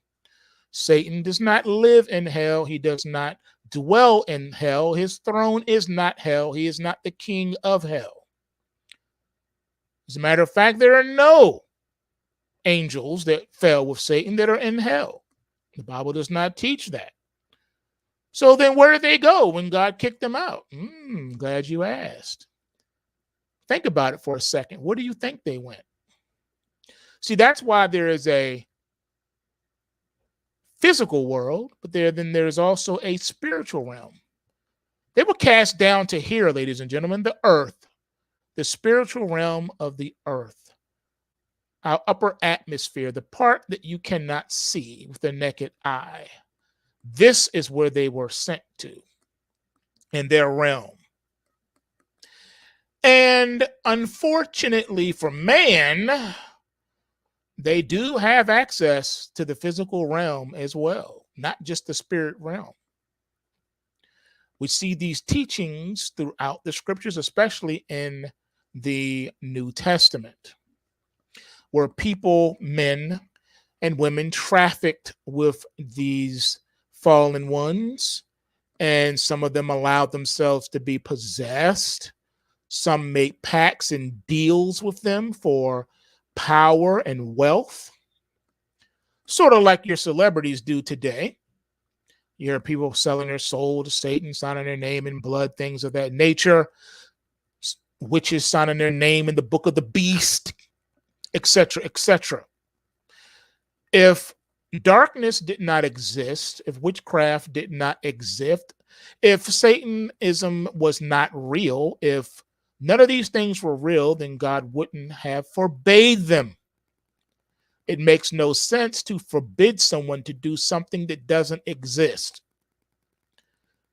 This is why it's forbidden, because it does exist. If demons did not exist, Jesus would not have had to cast them out of people. They are real, and they are here among us and have always been here. All right? You need to understand that. So the next time you look up in the sky at night and you see what is labeled a UFO, think of it as your friendly neighborhood Spider-Man. That is nothing more than the fallen angels manifesting before you as the thing that you want to see, which is an alien. People are so pressed to see an alien, so that's what they're giving you. They're giving you what you want to see. Manifesting themselves as a flying saucer so that you can believe in aliens. That's their job. Their job is to lie, steal, and kill. That's what they do. They deceive. Why you think Satan is called the deceiver of the brethren? That's what they do. These are demonic energies. There's a difference between the fallen angels and the demons that people traffic with. You see, the spirit realm is broken down. You have powers and principalities and rulers of darkness in high places. You have the righteous angels that remain with God, and then you have the fallen angels. For a time, for now, that is, until God's people are raptured and receive their glorified bodies. Right now, for a short time, we are below the angels, meaning the angels are more powerful than human beings. As a matter of fact, it is a common occurrence that when a human being comes into contact with an angel, their body short circuits and they collapse to the ground. If you would like a reference for this, look no further than the book of the prophet Daniel. When the angel appeared to the book of the prophet Daniel, Daniel recorded that he fell to the ground as a dead man. He collapsed. He was no longer in control of himself. He collapsed. He was so utterly frightened, afraid, scared, shook, that he collapsed to the ground. So in doing so, collapsing to the ground, we have a situation where the angel said, "Fear not." And the angel touched him and restored his strength to him. He was able then to stand and to communicate with the angel of God that was sent to Daniel. So we have a situation now where we have the veil that has been revealed and lifted between the physical realm and the spiritual realm. So human beings traffic with these things. Now you may ask, well, then what is the difference between these fallen angels and these demons and principalities and powers and things of that nature? Well, it would take me a lot longer to give you a catechism on the subject, but I'll give it to you in a nutshell. We're talking about the days of Noah and we're comparing and contrasting it to now. So you can see that we are living in the days and times of Noah now. It's not some futuristic event. It's now. In the days of Noah, human beings trafficked with the fallen angels. The fallen angels came down. They left their estate. When the scriptures declare and describe the angels leaving their first estate, it means their place. All right. The fallen ones did not stay in their place. They did not stay in the spiritual realm, but instead decided to cross over into the physical realm. Genesis chapter 6 explains that these fallen angels saw the beauty of the human women and decided that they would take some for themselves, thus impregnating them and creating these offsprings, these half human, half angelic offspring. These half human, half angelic hybrids became giants. That's right. They grew to enormous size. So when you hear the story and read the story of David and Goliath, Goliath had in his DNA that demon angel human hybrid DNA that allowed him to grow to the height of 9 or 10 feet tall. There were also angels in the land that were a lot taller than Goliath. Some historians believe that they've seen evidence to suggest that some of these angels grew as tall as 300 feet tall. We do know that there were definitely some that's been documented to be at least 30 feet tall. It is believed that these were the men of renown that are talked about in the Greek mythologies, such as Odysseus and all these guys and Zeus. All right, these men were considered gods. These giants were considered gods to the regular human beings because they were so big and strong, and they just weren't big and strong. They were a prototype. Let me explain this. You probably never heard this part explained to you this way. These men of renown were prototypes of what people would be called in the future. They were Renaissance men. Okay? Renaissance. Renaissance was a period of time where men who multitasked were called Renaissance men. You had a man who could paint. He could paint his tail off. He could paint. He was good in great athlete. He was a scientist. He was a doctor. He was a magician. You did all these different things. Renaissance man. All right, Renaissance man, a man who was great in multiple things. Well, that's what these giants were. They were Renaissance men because they weren't just big and strong. Oh no, no, no. They had in their possession forbidden knowledge. This forbidden knowledge was shared with human beings. And so that's where human beings got a lot of their advanced technology from. They got it from these giants. These giants shared with the rest of humanity. And that's how you got a lot of the stuff that you see here today. Now, a quick side note on the technology. Of course, that the people that rule this world, the elite, the world that rule the world, would have you believe that we evolved from chimpanzees and apes and gorillas. But that's not true. And one of the things that they like to use to further that made-up belief religion is that look at the primitive tools that men used at this particular period in time. And the point that they miss is that the only reason why men had primitive tools is because everything got washed away during the flood. Duh.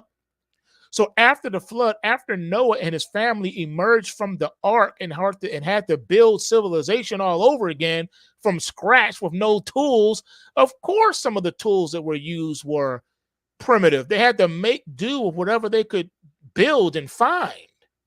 And not to mention, it's a new world now. It's a new world. It's not Noah's world. Noah was blessed in that he lived in the old world and he got to experience the new world as well. It's a new sky. It's a new ground. It's a new everything.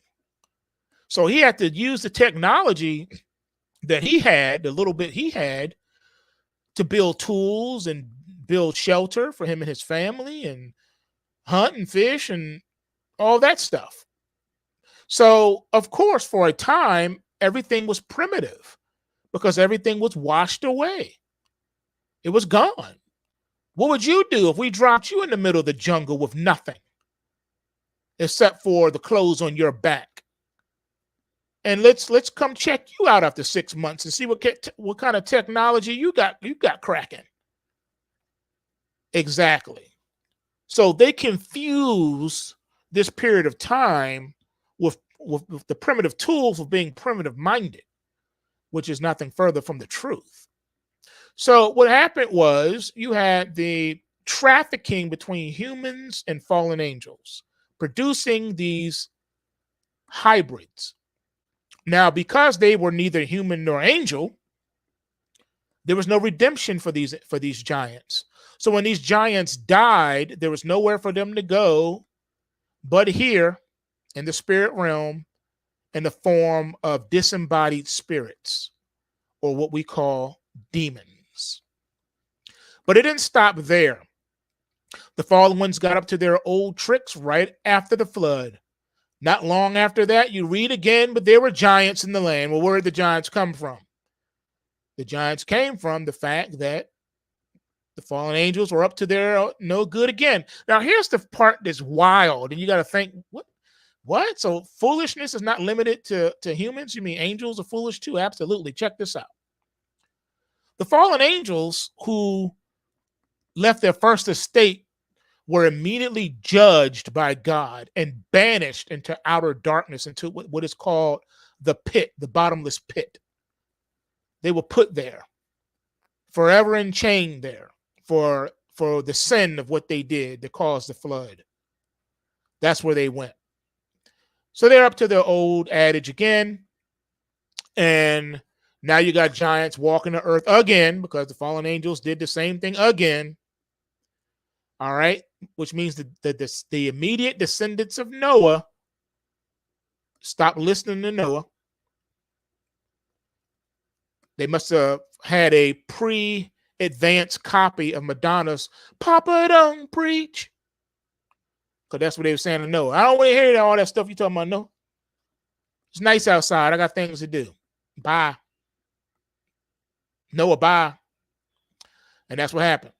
So the angels up to the old tricks again. They bring that beat back. Got more giants, but this time God said, I got something for you. We're going to wipe this out once and for all. So that was part of the, fast forwarding a little bit, then I'm going to come back. Fast forwarding to the conquest of Canaan. That was one of the reasons behind the conquest of Canaan. Had to get rid of all the giants out of the land. God got rid of all of those giants. That's why you don't see any walking around today. He took all of them out, wiped them off the face of the earth. All right. So that's that. Why do I bring all this up? Because such as in the days of Noah, that was happening in the days of Noah. What do you see a resurgence of today? You see witchcraft and Satanism, one of the fastest growing religions on the planet. You see witchcraft in every TV show and movie, and even in kids shows. Everything revolves around magic. That's why it's called the magical world of Disney. Everything's magic. Magic this, magic that. Everyone's trafficking in that. It's cool to be a vampire. It's cool to be a werewolf. It's cool to be a witch. It's cool to be a warlock. Don't you want power and fame? Then come on over to the dark side. We'll hook you up. Now, again, if this stuff wasn't real, there would be no need to ban it. There'd be no need for God to say, do not traffic in these areas.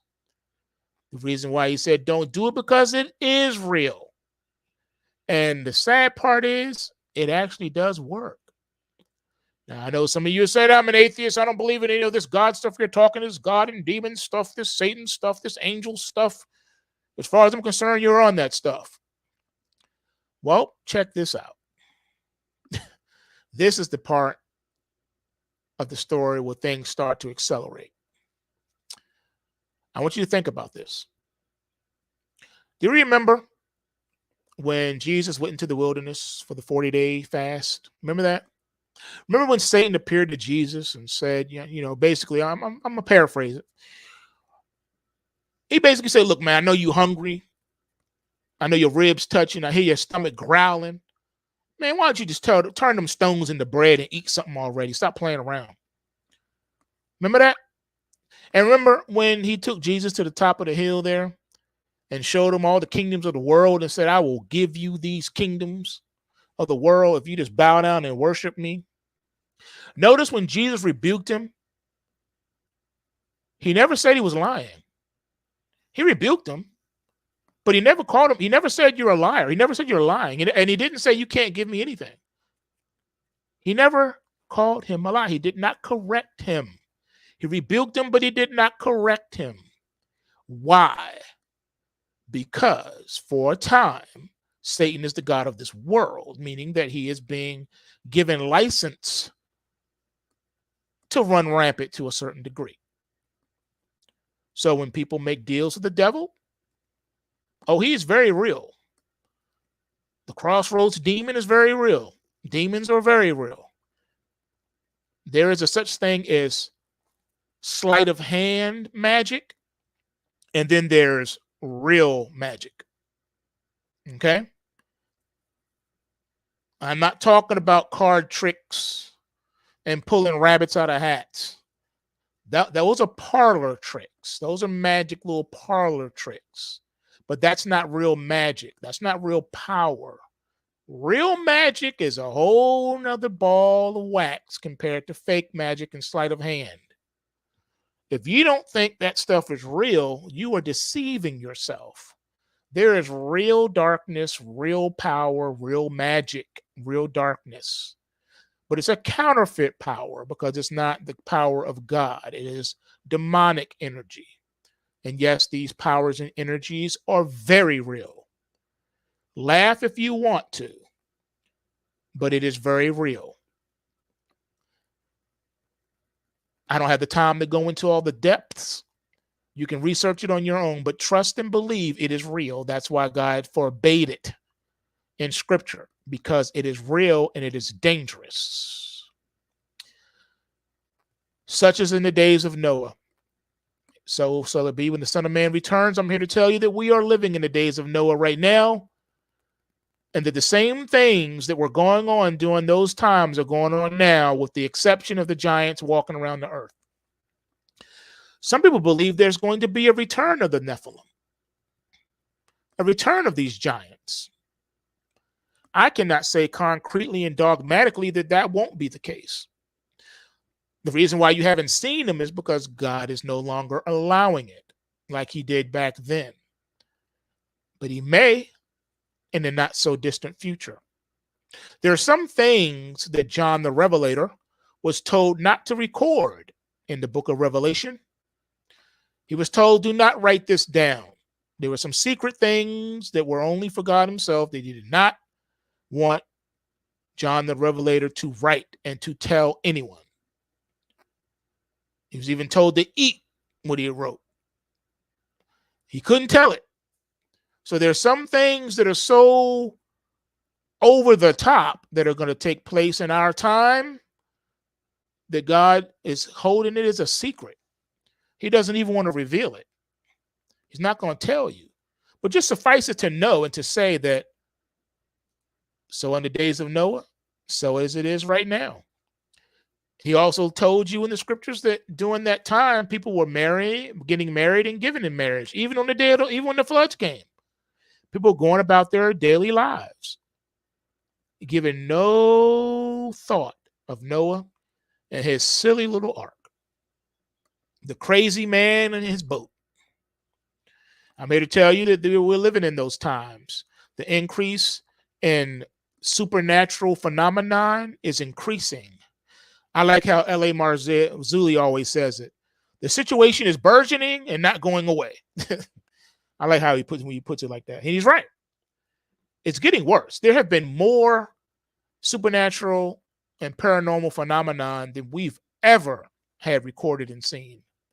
But for those of you who have never done your true research on the subject, have never done your homework, you will be surprised that not only is this recorded in the antiquities of scriptures and in the apocryphal books as well, but that even in not so distant history, it has been documented and talked about. Even Christopher Columbus wrote down that he saw UFOs when he was sailing to the New World. There have been all types of things written in antiquities about this subject.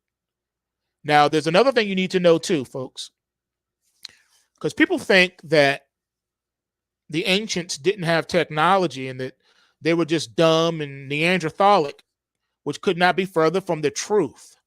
In some cases, in some ways, they were more advanced than we are today.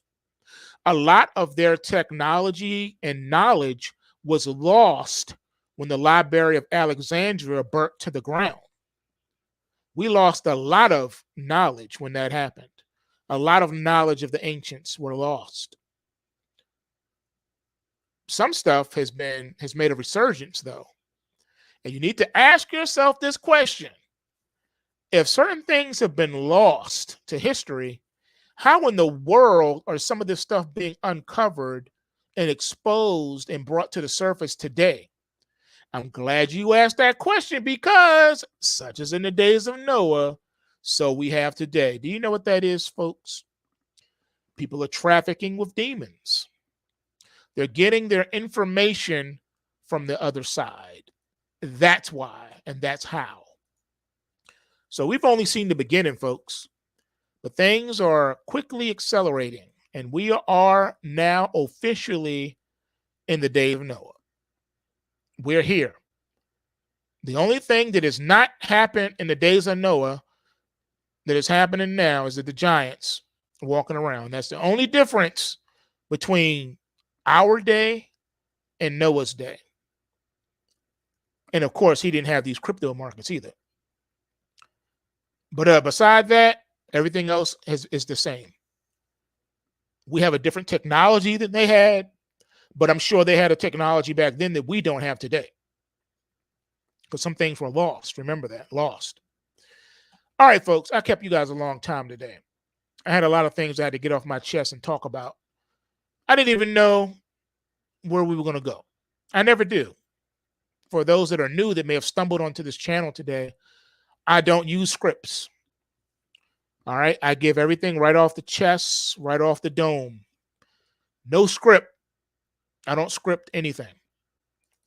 Unless I'm doing a documentary. Then I'll write myself up a nice little script or something. But no, there's no script. This is just me talking to you. It's coming from the chest. That's it. All right, so do me a favor, smash that like button. Share this video, this live stream with someone that you know, family, friends, anybody that you know. You never know what someone may get out of what was said today. They may have heard something that you didn't hear or got something out of it that you didn't get, and it could help them.